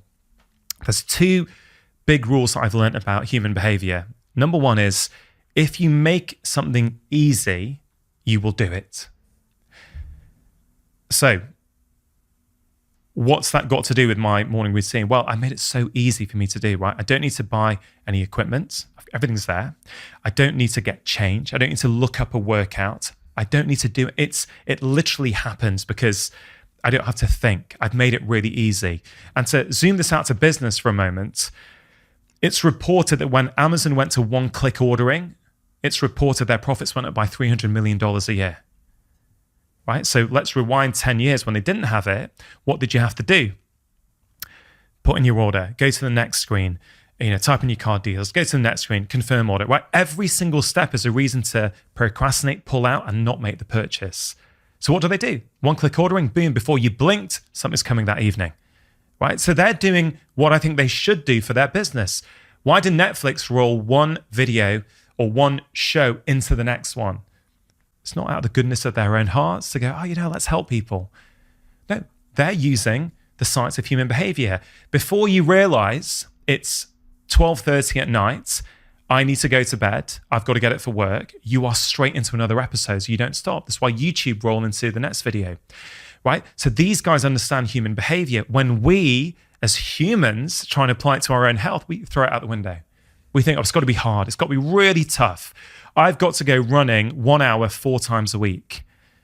And we again, first 2 weeks in January, we managed to do it. Then we fall off the wagon because we think motivation is going to last forever. And it doesn't. In the science, it's called the motivation wave.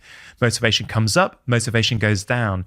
Plan your behaviors for when your motivation is down, not when it's up. Then you will still do it. So number 1 is you make it easy. I've made it easy. Number 2, which is just as important, is where are you going to put this behavior? You can't just think about it. I'm going to meditate. I'm going to move. No, you need to be very intentional. Now, every single behavior we do needs a trigger, right? So a trigger could be, I remembered to do it. Sure, that works. It's just the most unreliable trigger that exists. The next best trigger is like a notification.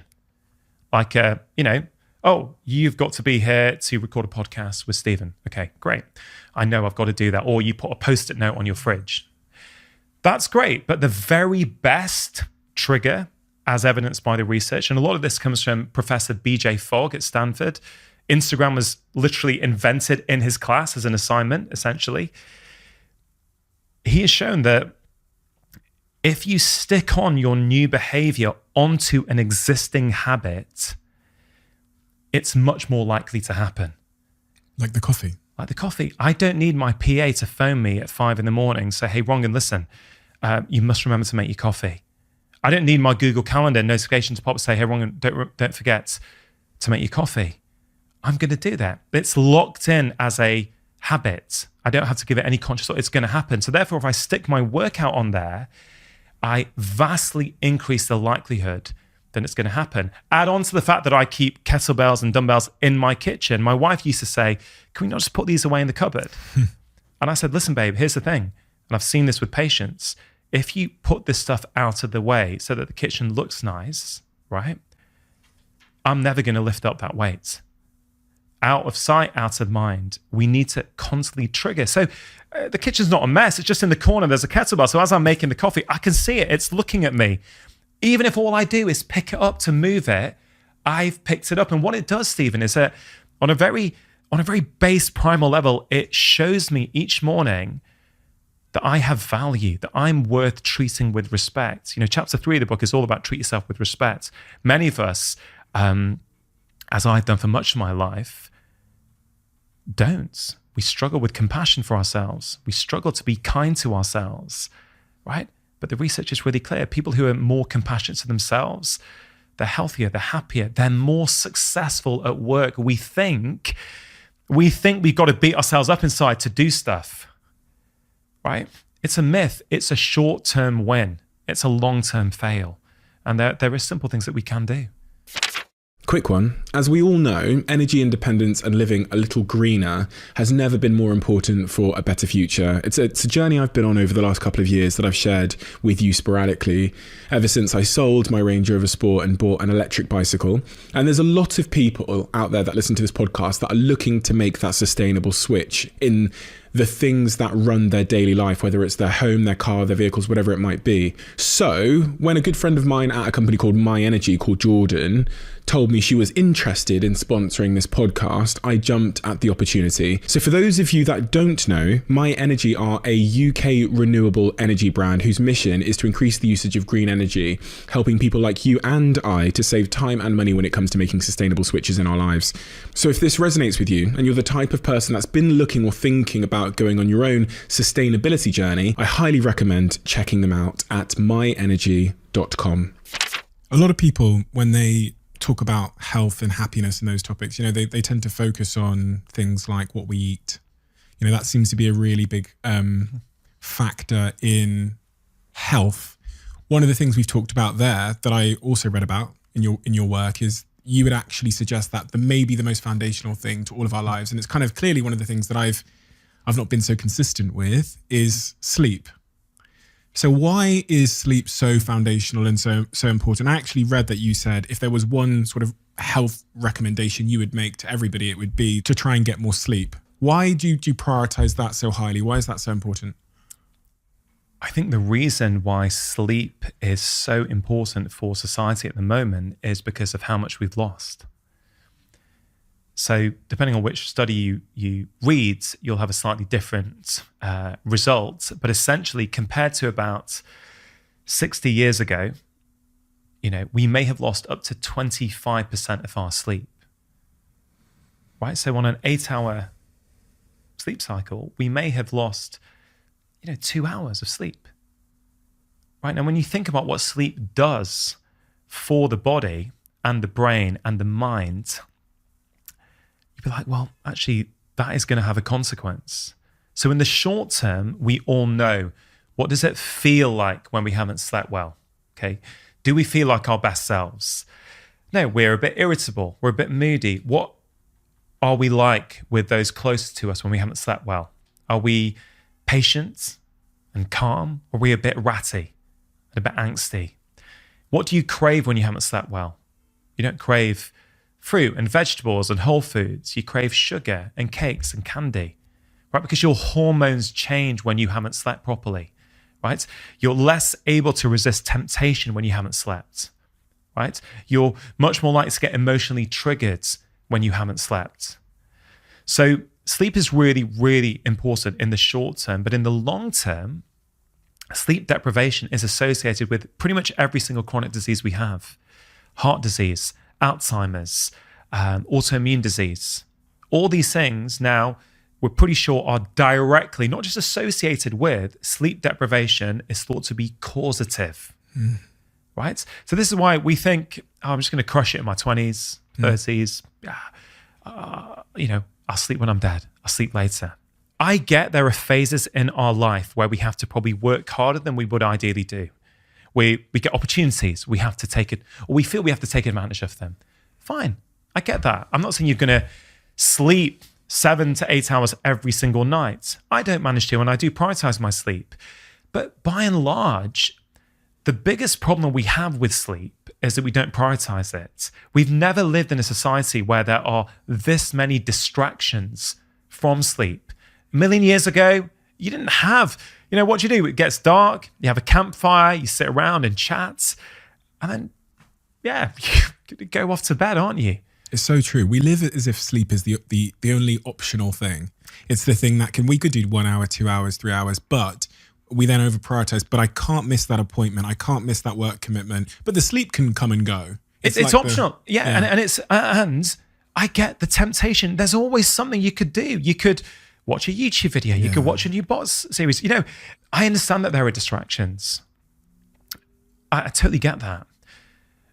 But if you are struggling in life, if you can't focus as much as you want to at work, if you've tried going on diets before and you can't stick to eating the right kinds of foods that you're trying to choose, you may be better off focusing on your sleep. I've helped people lose weight. I've helped people improve so many aspects of their health by not changing their diet. And I'm a big proponent of whole food-based diets, right? But I've gone, what's the lever I need to turn here? Not what can I lecture the patient about? What is the lever I need to turn here? So I talk about these 4 pillars of health, certainly for physical health: food, movement, sleep, and relaxation. And when my first book came out talking about this about 5 years ago, people say, Dr. Chatterjee, where should I start? And I said, well, look, we're all different. Ask yourself this question. Ask yourself, which of these 4 pillars do I need the most help with? Because we all kind of intuitively know. For me, it's probably stress, right? My diet, movement's pretty good. I'm pretty good in my sleep. But if I could do more to manage stress, that would have a huge impact on my health. But we don't do that. We go to our favorite bit, right? So people who've already pretty good with their diet, they try and make it 5% better, negating the fact that they're only sleeping 4.5 hours every night. But go to your weakest link, make a small change there. I'm not talking about 7, 8 hours. If you can even sleep for 15 minutes more a night, you will have a noticeable and measurable impact on your physiology and the way that you feel. And the other thing we're now learning about sleep, particularly I think it's the REM, the REM phase of sleep, is it's what sleep researchers are calling emotional first aid. Right? It allows you to process and kind of regulate emotions and memories. So we are living in this time of a mental health epidemic. I'm very concerned over what the impact of the last couple of years is going to have on people's mental well-being. But a lot of people don't realize that sleep, when you sleep more, when you sleep of better quality, you actually do emotional first aid. You actually are better at processing emotions. Your relationships will be better. Your mood will be better when you slept more. So the number one thing we don't do is prioritize it. So for most people, if all they do is prioritize it, that would be a big start. And then I always think I need to say when I'm talking about sleep, I don't want to stress people out, because some people may hear that, Stephen, and go, oh man, now I'm stressed out, right? I've heard what you've just said sleep's going to do, or I've got a young child, I can't sleep through the night. That's okay. We all have phases like that. This is day in, day out over a period of years I'm talking about in terms of chronic disease. But there are small things that you can do, right? Getting outside in the morning for even 10 minutes and seeing natural light, that will help you sleep better at night. That is free. It is accessible to everyone, right? Why? if you think about what I said about 1 million years ago, we have evolved as humans to have a big differential between our maximum light exposure and our minimum light exposure, right? So typically in the day we'd be outside, and at nighttime it would be completely dark, right? So light is measured in a unit of light called lux, right? Completely dark room, 0 lux. If you go outside on a cloudy day in the UK, overcast cloudy day for 10 or 15 minutes, you're going to get about 10,000 lux through your eyes. Go out on a sunny day, you're going to get about 20 or 30,000 lux through your eyes. Go into the most brightly lit office building in the UK, you're probably going to get between 500 and 700 lux. It's not much. Even on a cloudy day, you're getting so much more than you would get inside. So for some people, all they have to do is get outside in the morning for 10 minutes, or even at lunchtime, go for a walk outside for 10 minutes. That will help set what's called your circadian rhythm, which helps you sleep better at night. So that's a simple one. Caffeine's a big one, right? I love coffee, but I don't drink it after midday, right? I'll drink it in the morning. I won't drink it after midday. There are genetic differences between different people and how we process it, for sure. But, by and large, the half-life is 6 hours. So that means if you have a large coffee at midday, at 6 p.m., half of that caffeine is going around your brain. And it could be at midnight, a quarter could still be going around your brain. So this is not about lecturing. This is about hopefully empowering people to go, oh, maybe that 3 p.m. coffee I take to get me through the afternoon, oh, maybe that's why I can't sleep well. And then I'm even more tired the next day and I'm stuck in this vicious cycle where I need the caffeine to keep getting me through.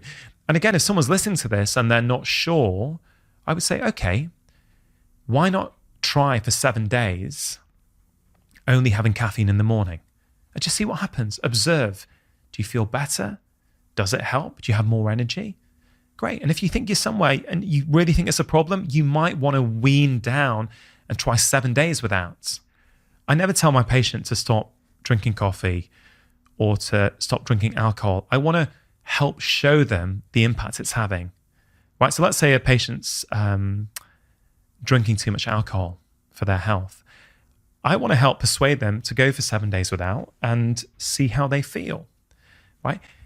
If they can experience how they feel differently, and then they go, yeah, I love it, but you know what? The amount of fun I get on a Friday night, hanging out with my mates, having a few beers, it's worth the hangover and the fatigue and the irritability on Saturday.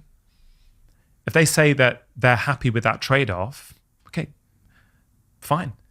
But a lot of people are not aware of the trade-off. Like with coffee, we are drinking so much. We are a nation of caffeine addicts. We're a world of caffeine addicts, frankly. It's a psychoactive stimulant. It's a beautiful one, but it's a psychoactive stimulant. So all I'm saying is that if you're struggling with your sleep, you might want to reduce it. You might want to knock it back a bit. And there's plenty more we could talk about with sleep. But all I want to say to people is small changes to your sleep make a difference. Don't set the goal that's going to be 8 hours a night. Sure, if you can do that, wonderful. But even 15 minutes more a day will absolutely make a difference. One of the moments in your book that you describe as being really pivotal, and you referenced it earlier as being pivotal to your life, was the moment your child got ill. Your 6-month-old child became unwell, and that became a catalyst in your life for, I guess, many things. Can you talk to me about why that was so pivotal, and why when your child became ill, that was in part what I understand is part of the inspiration behind many of the thoughts in the book? My son Janum, getting sick at 6 months old, literally changed the course of my career. I wouldn't be doing what I'm doing today had that not happened. So rewind, 2010. I become a father for the first time, right? Super excited, right? It's amazing. We're new parents. Everything's going well, blah-de-blah-de-blah. And that December, the end of December, we decided to go on holiday for a week in France. I've got friends out there. One of them's got a house out there. We were going to go and stay there. And we flew out just after Christmas, my wife, myself, and my son. And we got to my friend's house. They weren't going to be there till the next day. And we're meant to sleep downstairs there. That was the room that we'd been allocated at my friend's place. And normally my wife would have probably gone and put him to sleep. But she said she didn't feel she wanted to. He was a bit sniffly. He wasn't, mother's intuition, call it whatever you will. She didn't do it. Anyway, we're upstairs in this kind of open plan kitchen. I think I'm doing some washing up. And then she calls out to me. It says, Rongan, he's not moving. I drop everything, turn around, see him. And I think he's probably choking because he's had a lot of phlegm all day. So I take him, I turn him over. I try and clear his airway. Nothing's happening. I probably froze. I can't quite remember now with clarity. But my wife said, look, we just got to get him to the hospital. So we got to the hospital, which was 2 minutes away. We got in, and you could see how scared the medics were, because it's not uncommon for children at the age of 6 months to have a convulsion. It's something we call a febrile convulsion. There's a fever that causes the convulsion, but he had no fever. They were like, well, why on earth is this 6-month-old kid just stopped moving and had a convulsion? So he got blue lighted down because it was a little mountain resort, down to the valley. My wife's going in the ambulance. I'm like following in the car thinking, what on earth is happening? We get there, he's motionless. We're super scared. We thought we might lose him that night. He had 2 lumbar punctures. He had all kinds of blood tests. Then it turns out later that he had very low levels of calcium in his blood, which is why he had a convulsion. I'm like, well, why has that happened? And they said, look, we're still waiting for more tests. A few hours later, it comes back. He's got no vitamin D in his body. Well, very low levels of vitamin D. That's why his calcium dropped. Thankfully, he got a calcium infusion. He got vitamin D. 5 days later, we get discharged. But why did that have such a big impact on me? Well, of course, my son nearly died. But I thought I'd let him down. That's the truth, Stephen. I thought my son has nearly died from a preventable vitamin deficiency. I've gone to one of Europe's most prestigious medical schools, Edinburgh. I've got an immunology degree. I've done my specialist exams, done my general practice exams. With all my so-called qualifications, I was unable to prevent my son from getting sick. So I took it personally as if I had messed up. And actually, weirdly enough, a few weeks before that, I'd become aware of vitamin D. I remember thinking, should my son be on vitamin D? This was years ago. I remember phoning my wife from work, said, hey, can you go and take him to the doctor? We're told as doctors not to make medical decisions for our own family. It's not deemed good practice.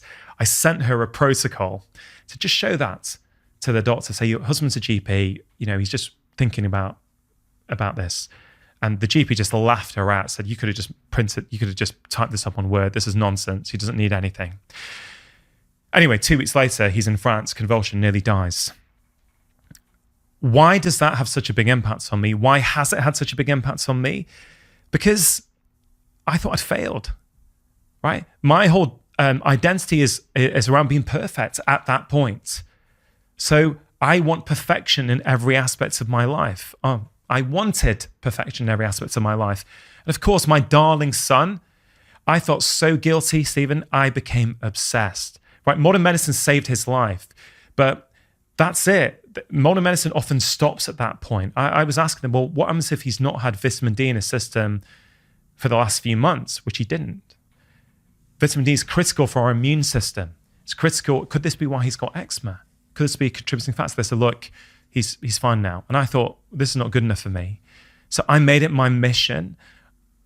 I said to myself internally, I don't think I ever verbalized it out. I said, I am going to get my son back to full health as if this had never happened. I became obsessed. I'd read up about vitamin D. That led me to the gut microbiome.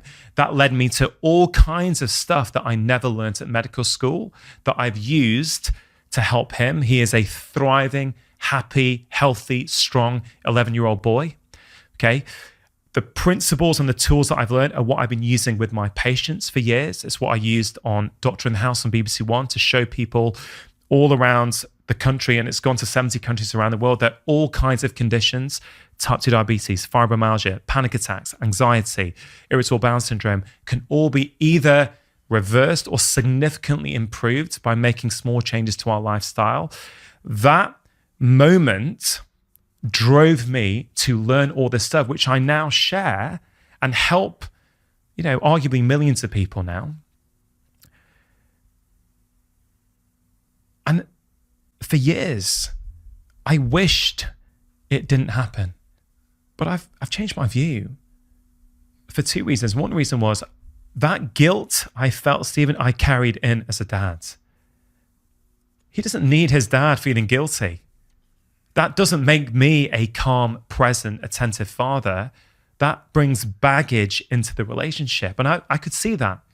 Well, I'd like to think, particularly these days, I've got a high degree of self-awareness. I could see that. See, wrong, and this is guilt. It's not his fault. He doesn't need a guilty dad. So that was a stimulus to go inward and figure some of this stuff out, to figure out where does this come from. But it all plays in, Stephen. It all, as we talk, you can see the theme in the start of our conversation, in the middle, now talking about my son. I have expected perfection of myself in everything I've ever done. Right? That's been my identity. With my son, I felt as though I let him down. Now, I've let go of pretty much all of that. I say pretty much, because it still pops in. So in my role as a father, I think I do a good job. They're kind, considerate kids. They're happy. But could I do a better job? Probably. I'm not going to beat myself up on that anymore, but I want to work on that. So now I look back and I've now told myself a different story. Right? Is this true? You can tell me if you think it's true. I now think that was meant to happen. That happened so that Daddy could learn all of the tools that I've learned to help him and now help thousands of people, hundreds of thousands, as I say, arguably millions. I wouldn't have had those learnings had it not happened. Now, when I started thinking like that, I would think, yeah, but why did he have to go through that in order for me to learn this? But again, that's me putting a story. What do you mean go through it? Maybe he doesn't know he's been through anything. Maybe that's his life journey. Maybe he's going to learn loads from that experience. Do you know what I mean? And that's the perspective choice, I guess, you talked about earlier. It's almost like making an incident, a negative incident, the hero of your own life, as opposed to the, shrouding it with guilt and blame and resentment. So yeah, it's choosing a happiness story about it. Because ultimately, I can't change the reality of what happened. Whether I wanted it to or not. Of course, at that moment, would I want it to happen? No, of course not. But now, given that it can't be changed, given that it has happened and is now in the past, how now to show up in my everyday life and be happy, be content, help people, serve my children as a good father? Well, it's to let go of that and move on. Choose a happiness story. We can all do it. It's hard sometimes, but it doesn't mean it's not possible.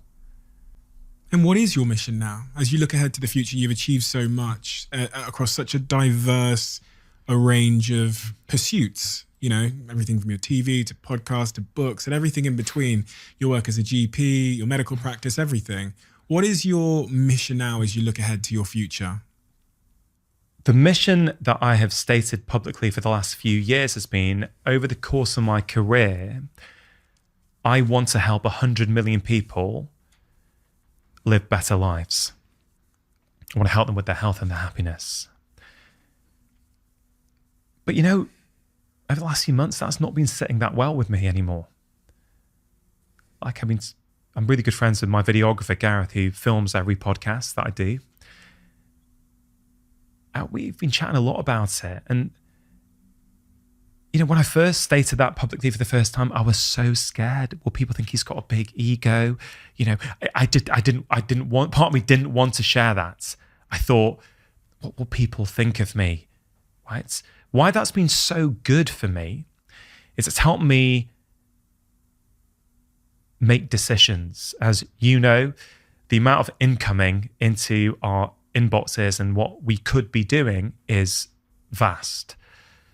So the 100 million figure allows me to think, okay, is this going to get me closer to 100 million or not? So I think it's served a really good role. I think missions can do at particular moments in life, but we don't need to be stuck to them forever. So, that figure, I thought, well, 5 million people each week are watching Doctor in the House and BBC One. Okay. That means If only 1% of people watch that and make a change in their life, that's a lot of people, right? And now that's gone to 70 countries around the world. I'm like, okay, so this is how you can use the media to amplify your message and help people with hopefully a strong, simple message all over the world. Right now, I think, and that's helped me do things like, I'll be honest, like when I started my podcast, it was just a bit of fun, right? I didn't have a name. I didn't have a logo. I just thought, okay, this would be cool. I didn't know what the name was when I was interviewing people, like the first 6 interviews. But it's evolved into, like your show, I guess, like a juggernaut show, which has a huge following that impacts the lives of hundreds of thousands of people each week, right? So the mission served me, but it's not sure. Like, I don't have a new replacement one at the moment, but I almost think 100 million is limiting. Well, why 100 million, right? That's not said with any level of arrogance. It's just like, well, every human has unlimited potential. This is what I always try and do. I want every person who reads my books or listens to my podcast to feel that they can be the architect of their own health and happiness. That's not me diminishing the fact that your environment and society plays a role. No, but even if it does, I still want that person to feel that they have agency and they've got an element of control. So if I think about short-term goals, I very much want this book to be a success, not so that it can feed my ego, but because I genuinely think the 10 chapters, the 10 life lessons are universal. So whoever you are, wherever you are in life, I think these 10 chapters, these 10 lessons hold true for everyone.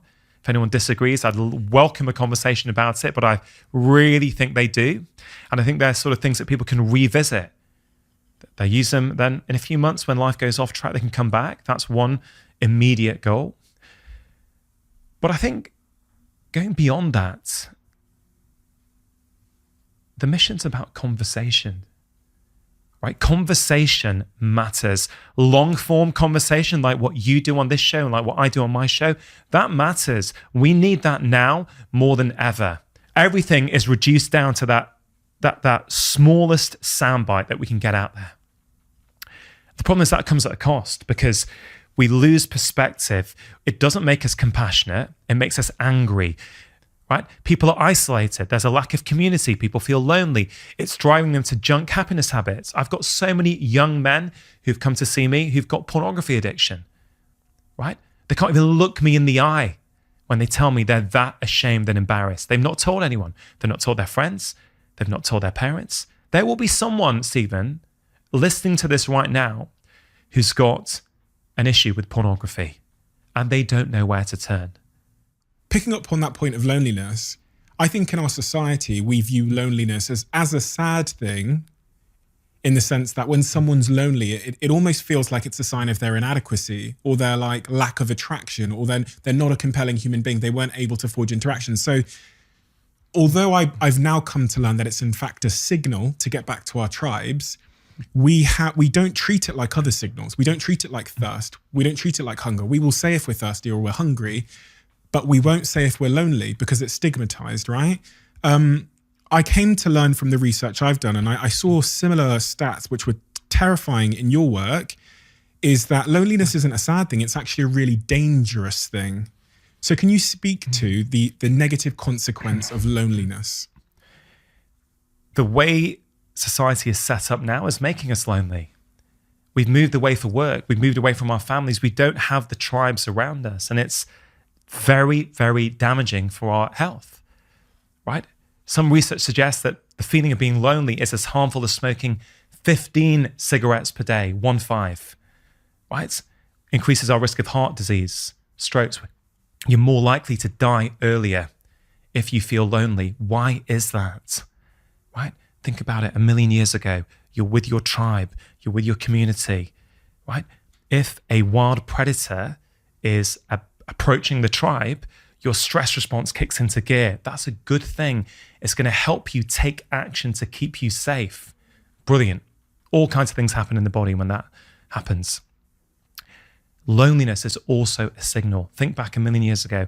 If you were out by yourself, You don't have your tribe around you. Your body is clever. Your body knows you are at risk. You are vulnerable to attack. So it activates your stress response.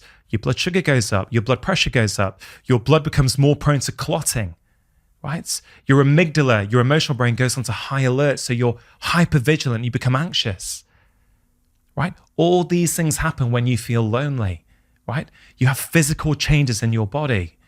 Now, loneliness is hard. If people are suffering, I understand, right? I really understand. But small things make a difference. You can start off by saying hi to the barista at the coffee shop, right? But maybe you've got a friend you haven't spoken to in a while. Maybe you've got busy with your life, they've got busy with their life. Give them a call, right? That's all it takes. It's a ripple effect. Start small, and I promise you will start to feel the difference. Dr. Rungin, I couldn't thank you enough for the wisdom and for the time that you've given me today. It's really, really, really special. I sit here sometimes with guests and I think, they've written a book and it's very nice and everything, but having experienced the way that you've done the self-work and having had a taste of the way that you have empathy in your approach to causing behavioral and lifestyle change to people, I feel like this book is just critically important. It's funny because I was thinking, I'm going to end this podcast by giving the book a compliment, but I don't think I have to. I think if people see who you are today, the wisdom, the empathy, the experience, the vulnerability, I think any person that is sound of mind and that wants to improve their life will know that this book is critically important to them, that it is inclusive, that it is relatable, and that it will hold their hand through change in a way which is empathetic. And those are my favorite books. And I was sat here, and I'm going to be completely honest because I don't bullshit people. I just don't say things if I don't believe them. I was sat here thinking, fuck, Steve, because I was only given a small taste of the book by your publisher. I need to read this book. And if that's the impact you've had on me, I know it's going to be the impact you've had on my listeners. So thank you, because, that really, really is, understanding where we are in the world and culture. We need more books like this. We have a tradition on this podcast, which is the last guest writes a question for the next guest. And I don't actually get to read, on my mother's life, I don't read it until I open the book. So I've just opened the book and seen what our last guest has written. So my last guest wrote the question, and I've not read it yet, so here we go. But he's got great handwriting. So what is something that people value that you no longer value? An attachment to truth. I no longer value being right. I no longer value having to know the right answer. I no longer value thinking this is the truth and I'm going to hold on to this at all costs. And I think many people do. I now value curiosity and being the learner. I just want to learn. I want to explore. I'm happy for pre-existing assumptions I've had in my life to be shown to be incorrect. I'm not attached to being right. I'm not attached to being wrong. What I'm attached to is learning, and that's working for me at the moment. Dr. Rungin, thank you. You are simply amazing, and you are really the gift that keeps on giving. So I can't wait to read the book in its entirety. Happy Mind, Happy Life, 10 Simple Ways to Feel Great Every Day. Thanks for having me. Thanks. I can't wait to read the book in its entirety. Happy Mind, Happy Life, 10 Simple Ways to Feel Great Every Day. Thanks for having me.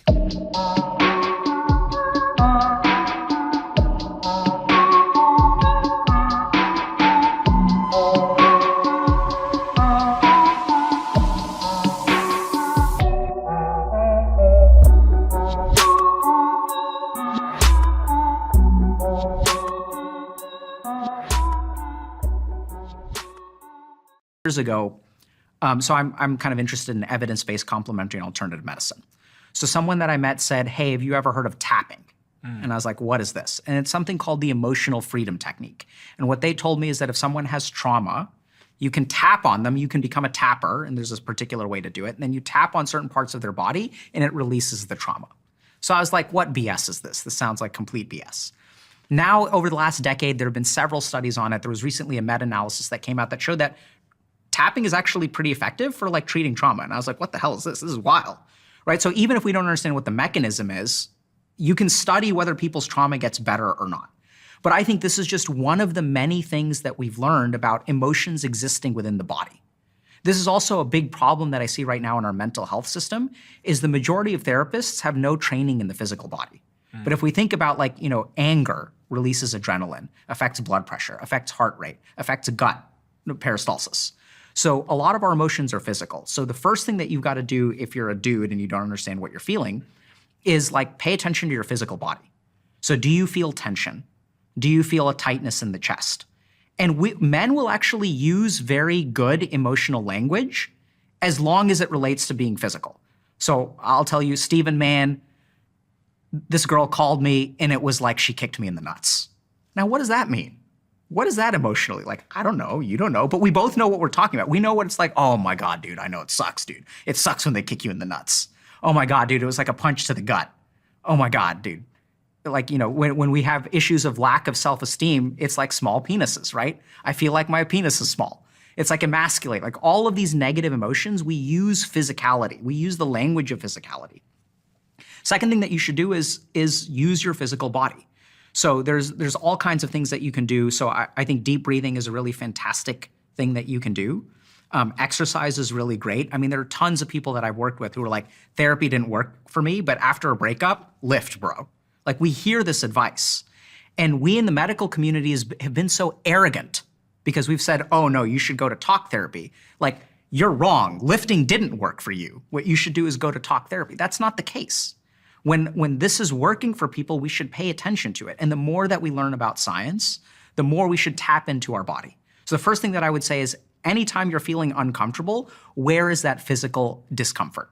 There's actually a really fascinating study that has mapped sent each emotion, up to 100 emotions, to different schemas in the body.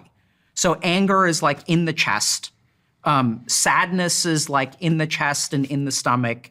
Worry is in the brain and in the stomach. So like you can actually map out like each emotion to a physical sensation. The cool thing is that once you detect the emotion, if you adjust that physical sensation, you will mentally get better. There's a really great example of this. If you clench your right fist, you will feel angry. And if you clench your left fist, what do you feel when you clench your left fist? Let's see. It's like, I don't know, it feels a bit like a release. I don't know. Yeah, so it's really fascinating. So there's actually studies on this that show that clenching your right fist activates your left hemisphere and will lead to anger. Clenching your right fist. Clenching your left fist will actually calm you down. It can sometimes lead to like sadness, but there are even like all kinds of, because everything in the body is reciprocal. Everything's like a circuit. So you can activate it in one way, like your mind affects your body and your body affects your mind. Even if your dominant hand is your left hand? We don't know. Okay. So I think these are usually done on right-handed people, so there may be some variance, but the key thing still remains that there's one technique that I'll do with patients in my office when they're about to have a panic attack. If we're doing like some deep trauma stuff and they're getting physiologically activated, I will tell them to run as fast as they can for 60 seconds. So when you run really, really fast for 60 seconds, like exercise your heart out, like someone is chasing you, like you're being chased by a monster. So what happens is that when we have a very, very high activation of our sympathetic nervous system, our fight or flight response, it automatically kicks in the parasympathetic nervous system when we're done. So when someone is stuck in an anxiety state, and that's like a feeding cycle, so I feel anxious, now my heart rate is elevated, now adrenaline gets released. Adrenaline travels to my brain and makes me feel more anxious. I have more anxious thoughts. So this becomes a cycle. How do you break the cycle? You actually activate the sympathetic nervous system so hard that the body has to kick in with the parasympathetic nervous system. Which must be quite hard because when people are struggling, they typically have lower motivation, right? Yeah. So getting to the gym is harder. That's why, so you can do this 60-second run. Like literally, I used to have an office that was on Commonwealth Avenue, and I would walk outside with my patients, and we would run as fast as we can, or do as many push-ups as you can. Interesting. So the really crazy thing is that when we try to control our emotions by calming ourselves down, like if you tell someone who's pissed, hey, calm down, what happens? They don't get calm, yeah. Not at all. Triggers them. Right? So you need to do the opposite. Sometimes you need to lean into whatever emotion you're feeling, activate your physiology, and it'll calm your emotions down. I haven't read the book, but I loved the title of the book, The Body Holds the Score. And I watched a summary of that book. And one of the things it talks about in the book is the role of yoga as one of the things that really helps people with certain mental health predicaments. And I was wondering if that sort of overlaps with what you're saying here. I don't do yoga, but a lot of people that do almost see it as a form of therapy. And it seems that there's been lots of research on yoga as a way to help with our stress, our mental health, with depression, anxiety, and all of these kinds of things. What's your thoughts on yoga? I think it's great. So I was a very serious student of yoga for about 7 years. I've recently reinvigorated my yogic practice. I think yoga is absolutely transformative for trauma. I think it can achieve health outcomes that we're not really fully aware of. And the simple reason for that is you have to look at the studies on yoga. So usually when we do a scientific study, we want to be like very careful from a scientific protocol standpoint. So we're going to take two groups of people, 200 people. So group number 1 is 100, group number 2 is 100. We're going to teach 100 people yoga, and then we're going to measure what happens after 12 weeks. The other 100 people are going to do something like exercise.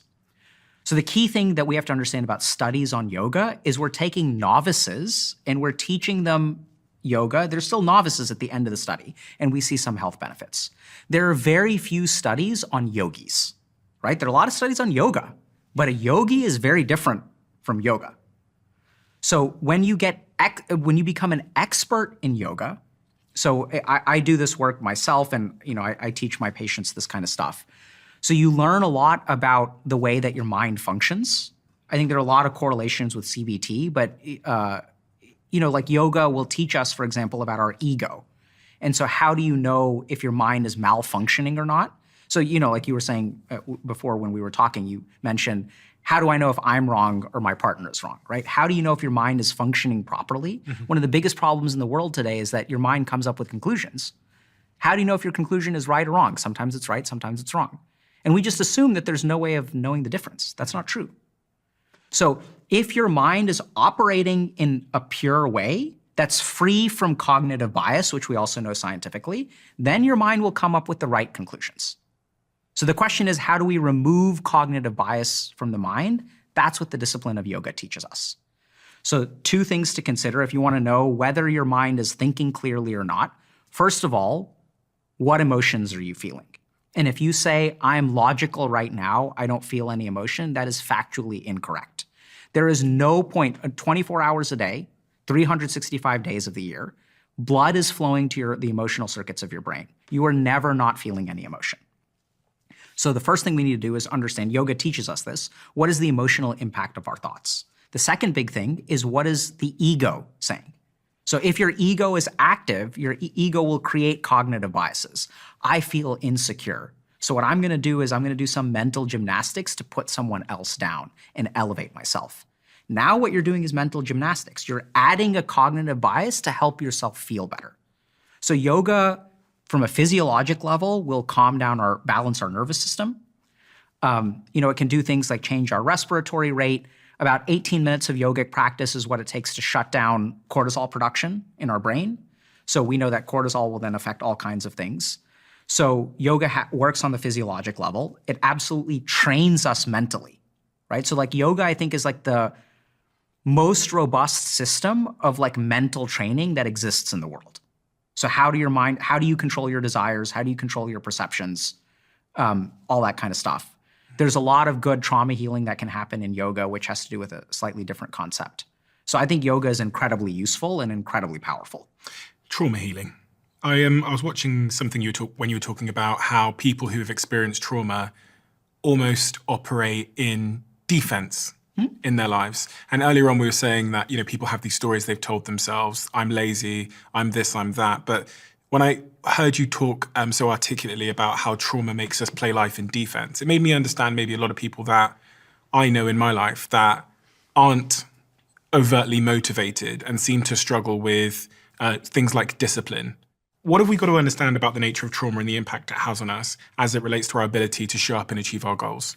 Beautiful question. So this was like one of the things that when I discovered this, it was transformative for me and transformative for my patients. So See, there are two kinds of people in life. There are people who like have plans and goals and work towards those goals. They're like, I'm gonna get up today and I'm gonna like advance towards my goals. I wanna accomplish this in life. I'm gonna get better at this. And then there are the rest of us who are like, I don't know how these people do it. Like I get up today and I struggle. I use a lot of willpower. I try to create habits. I'm trying to be like these people who are productive. But my default state, if you let me do what I wanna do, I'm gonna do nothing. Now, we look at this and we're like, how does this work? Are these people fundamentally different? So trauma is the big difference here. So let's understand, when we're developing as children, if we grow up in a traumatic environment, what will happen is there's actually something called the loss of the future dimension. So I'll give you like an example of this, right? So let's say I go to my parents and I say, hey, I'd like to have a birthday party. Can I invite my friends over? And then parents say, sure. Next day, parents are drunk, they get mad at me, they're like, no birthday party. So what will happen if you look at traumatic upbringing is that children can't plan for the future. Any kind of future any kind of autonomy that they express, an abusive parent will shut it down. Like, and this is highly controlling parents too. We see this so much in like Asian and South Asian cultures where parents are like, you gotta do this and you gotta do this, no drugs, no dating, you're gonna study, you're gonna learn piano. So what we're actually doing, this is like, we see so many gifted kids that stall later in life because in these upbringings, we remove the ability for autonomy. When a child tries to express themselves, we shut it down. The second thing that happens is trauma is about surviving today. So I was working with a patient who, would be able to tell within the first 60 seconds to 5 minutes when their dad got home whether they were gonna get beaten today. And so when people grow up in traumatic environments, and it doesn't have to be physical abuse, it can be highly controlling. It can be even like children who are parentified is kind of traumatic, where you have a parent who's very chronically ill and is depending on the kid to take care of everything. That's traumatic too. Because then what happens is your brain looks at your day and there's no point in planning for tomorrow. All of your brain's resources are about surviving today. How do I not get abused? How do I make sure that my parents don't notice me? Children who grow up in traumatic environments learn to be invisible. And so then something very important happens in the brain, where it stops planning for the future because any plan for the future can change depending on whether your parent is drunk or not. And then if I was gonna have a birthday party, I told all my friends and I got canceled, now that hurts so much. So what happens when we get traumatized is we go into survival mode. We go into protective mode. And this is even mirrored like physiologically, where we have two states of the body. We have our catabolic state, where we're breaking things down, we're trying to survive the moment. And we have our anabolic state when we are building for the future. Mm-hmm. So when I encounter a tiger and I get a burst of cortisol, cortisol breaks down my muscle tissue to provide me with enough energy to survive. We are sacrificing the future to plan to survive the present. And that happens on a physiologic level, it happens on a mental level. So when you grow up in a traumatic environment where you are punished for thinking about the future, you can't plan for anything because your home environment is so chaotic. There's no rules, no organization, and you're focused on survival. That becomes baked in. And what happens when these people grow up is that they are bound by external stimuli. If there is some kind of pressure from the external environment, then I can act. But I cannot derive internal sense of motivation at all. Because now that there's an external deadline, I have to survive that deadline. So they go into this survival mode instead of this like being able to look into the future mode. And it's really crippling because it's fundamentally like the part of their brain that plans for the future has been disabled. Permanently? No, that can be rewired.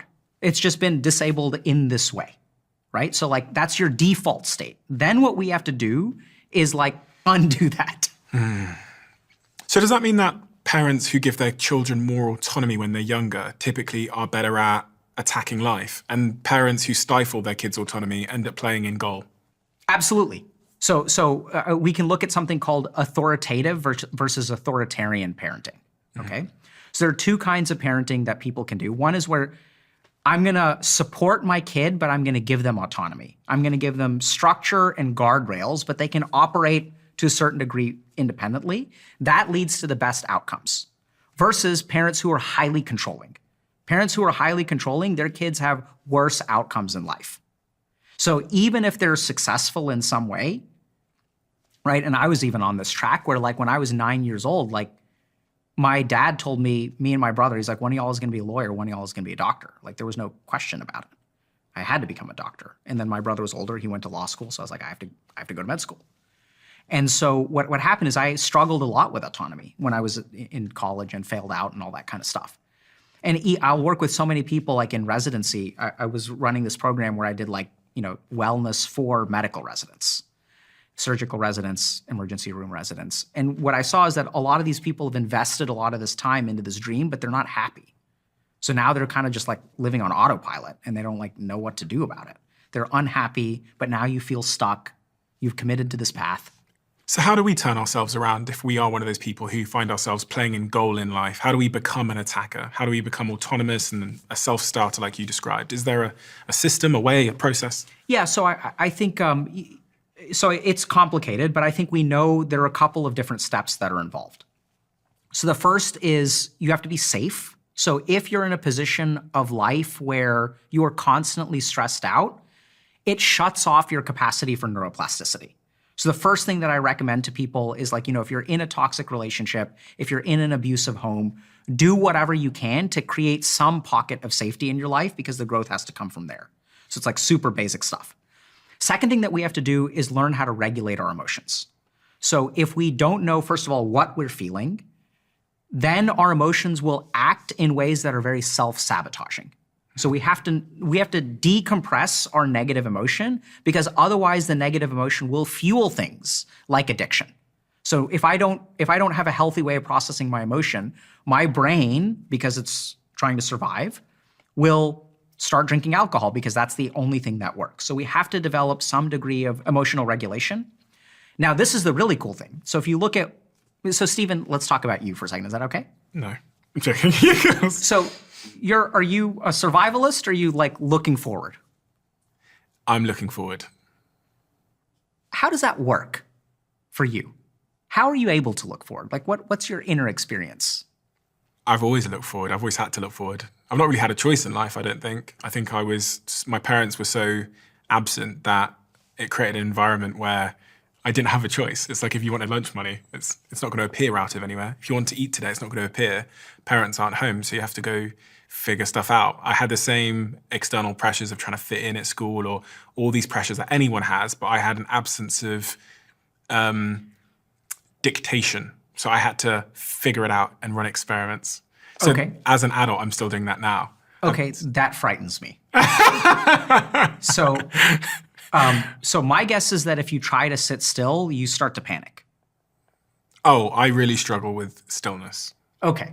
Yeah. So you have a different problem. Not the answer I was looking Did you for, find out right? I was a psychopath or something? What have you figured out? No, I mean, so you can't be still, right? So this is trauma. Like, I mean, I can't diagnose you with anything, but I want you, this is actually a great example because your productivity is running away from something. Does that make sense? Yeah, 100%. Right? It's crazy. Like you're not running towards something, you're not building something. I mean, you're building something. You're building something great. Yeah. And I see this so much. It's a concept that I call toxic fuel, right? But you're like, oh my God, unless I build something, because you're panicked. Like if I don't do it for myself, no one will do it for me. That's fucking sad, bro. Is it? Yes. Right? So like we're talking about having kids one day. Like, do you want your kid to be able to count on you, or do you want them to grow up in an environment where like they can't count on anyone? They have to do, if they want lunch money, they have to go out and get it. I would rather them be able to count on me and our parents. You're getting emotional. Yeah. Why? Are you getting emotional? No, because I'm so used to it. I'm so accustomed to it. Yeah. For me, there's no, when you say it's sad, I'm like, really? It's just my life. It was my life. So, do you know what I mean? Now this is I'm getting emotional because you're getting emotional. What do you mean? So just because you don't feel it doesn't mean that it isn't activating. Okay. Right? So I know you don't, this is normal for me. It's sad and you're numb, right? So once again, you've been exposed to this so many times, but like you think, like that's why, like how do I know, am I some psychic where I know that, okay, if you try to sit still, you're gonna panic? Like, no, like I'm getting that from you. Does that make sense? Yeah.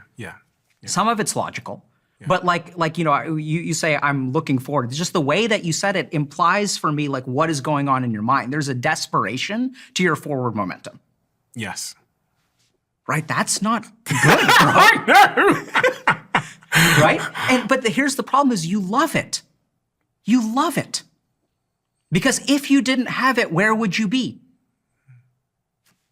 100%. I completely agree with everything you're saying. You're not answering the question. Oh, you want me to answer the question? Where would I be? No. I want you to think about why it's hard for you to answer the question. I didn't even hear the question. Okay. Where would I be? That's interesting in and of itself. Yeah, I didn't even know it was a question. So where would I be if I didn't have it? I don't know. And I think about this a lot. I think about this all the time. Because sometimes you can like fantasize about living a completely different life. And I put myself there on the beach or in Bali or something, and I just go like that. I would be so irritated. Like irritated, not as in like annoyed, irritated as in, as you said, like not being able to sit still. I would be so like, I'd end up building a hut, or I'd end up like, yes. I like when I have that fantasy of like run away from my life and start from zero on a beach somewhere, I go, I'll just find myself back here again because I'll do something on the hut, I'll build a skyscraper on the hut or something. Trauma is not really the right word, but it is kind of the right word. So this is what I mean. So you are controlled by these impulses within you. I would say yes. It's crazy, right? I always liken it to being driven and dragged, and I go, I think I'm dragged a little bit. Yeah. And I love your phrase, toxic fuel. Right. Yeah. Right. So you're all of your growth, and this is what happens. This is why men get so stuck in this cycle, because that's the only way we know how to motivate ourselves. Right. It is running away from the panic, using the fear, and maybe this is a bit much, but I think like I would bet money that there was a time in your life where you were a no one, and you were like, fuck this, never again.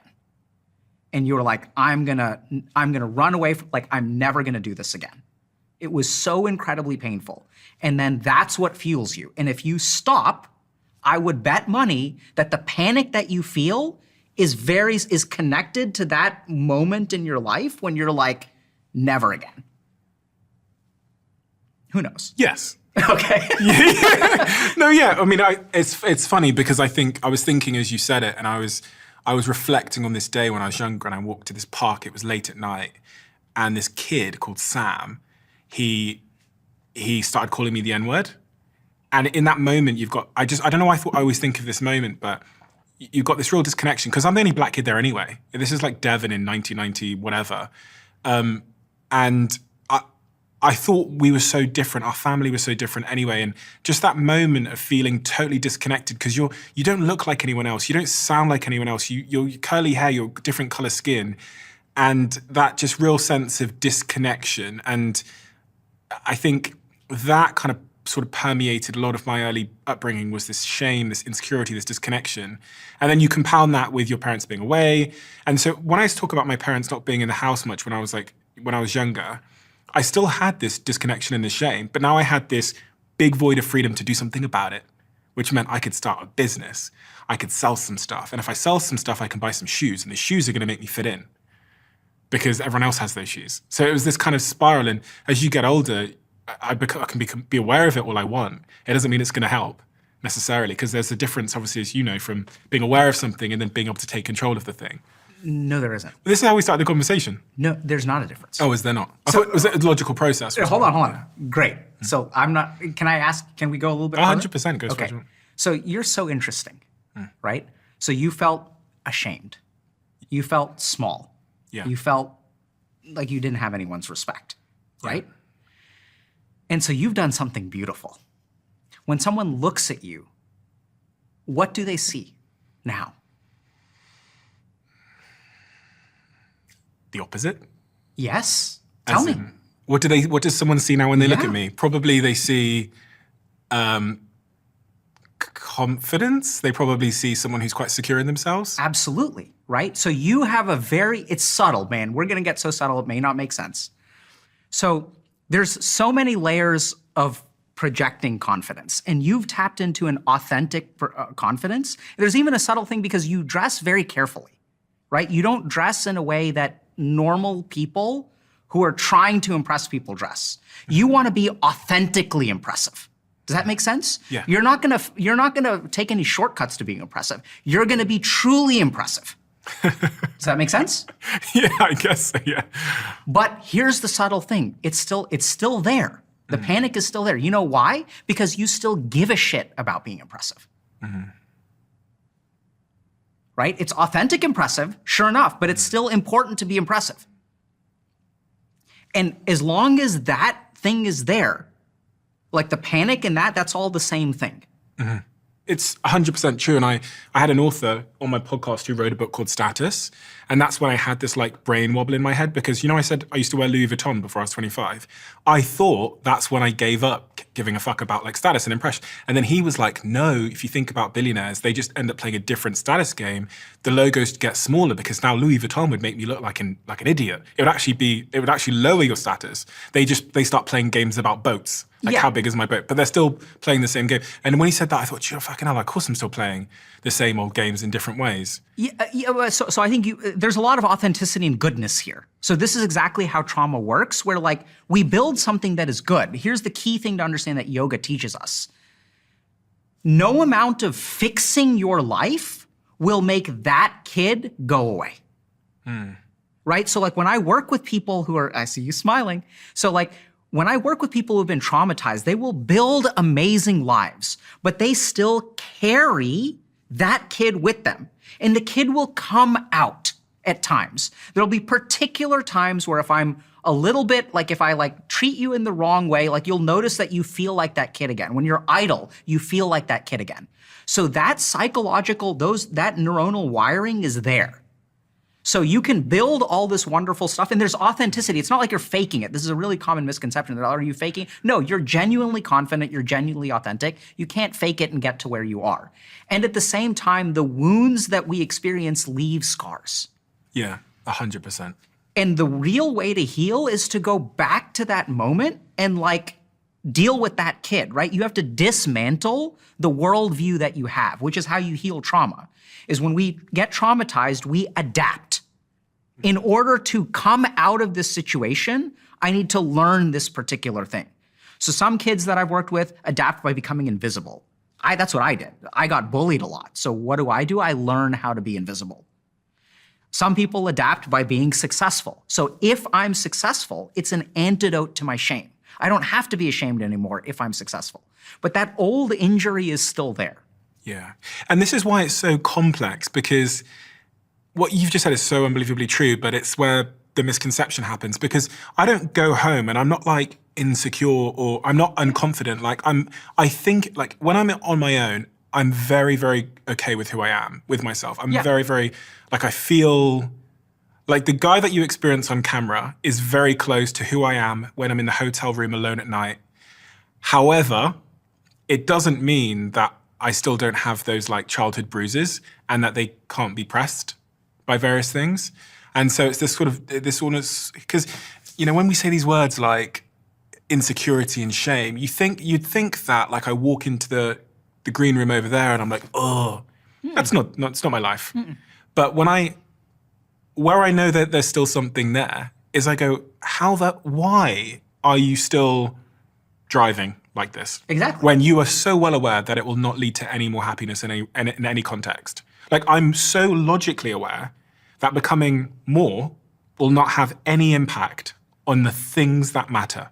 Yet here I am, still building businesses, and and this is the constant thing I battle with. So I go, okay, well, there must be a force that you're consciously unaware of that's making you go on. Exactly. Yeah. Right. So let's understand a couple of things. Beautiful, Stephen, beautiful. So a couple of things to understand. We think about healing as one spectrum, right? So if I'm at negative 100, I can't also be at positive 100. Those two things cancel out. That's not how it works. So if I give you a glass of water and then I piss in it and then I add sugar, it doesn't remove the piss. These are both independent things. This is what tends to happen. This is what we don't understand about trauma. Removing the piss requires removing the piss. No amount of sugar will take it out of the drink, okay? So this is mistake number one. No amount of building something good will remove something bad. Okay? So healing, and it's also like, if I break a leg, no amount of bench press will heal my leg. Like I can build as much as I want to, I can fix my hair, I can brush my teeth, but the leg is broken, the leg is broken. Same is true of the mind, okay? Second thing is what happens is we have like our consciousness is divided. Now we're gonna get kind of technical and off the rails. So we have all of these like dormant pieces of our consciousness that activate in certain situations. And all you have to do is pay attention to yourself in a 5-minute period and you'll see this. So when I walk into a bathroom that I've never used before, then I start thinking about, okay, where's the flush? Where's the toilet? How do I use this toilet? So like I'll activate dormant information all the time. So if someone asks me what's, the quadratic equation, that information is there and dormant in my mind and it gets activated. So one of the biggest mistakes we make about healing is we look at what is active in our mind 90% of the time and we assume that the injury is no longer there. That's not the case. Does that make sense? 100%. Right? So the injury just goes dormant. Then there are certain things that happen that can trigger that injury. That's what we call triggers, right? So if I'm traumatized, if we look at like PTSD and I've been traumatized by, a bomb going off, literally my brain has certain circuits that scans my perceptual environment and decides what to activate. So there are ways stillness makes you feel small. And fuck you if you're ever gonna be small again. Never again, never again, never again. I would bet money that if you sit by yourself and you're not occupied, right? That's why you have to watch crime shows. Because if you don't watch crime shows, you're gonna be still. And if you're still, that's unacceptable. Okay?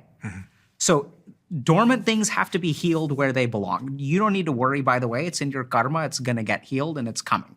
Yeah, I was laughing because it's so true. Yeah. Just laughing at the fact that when I go to Bali, that's like where I end up writing a book. And I'm like, Right. and people would kill for that, right? So many people out there are like, oh man, I would love to be you. No, you guys don't want to be Steven. I know you think you do, but this is the crazy thing. Like we each as human beings have our own journey.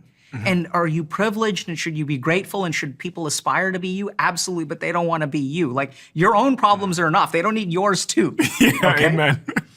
So now the question is, how do we heal? So I think the problem is like no amount of fixing things over there is going to go back to them.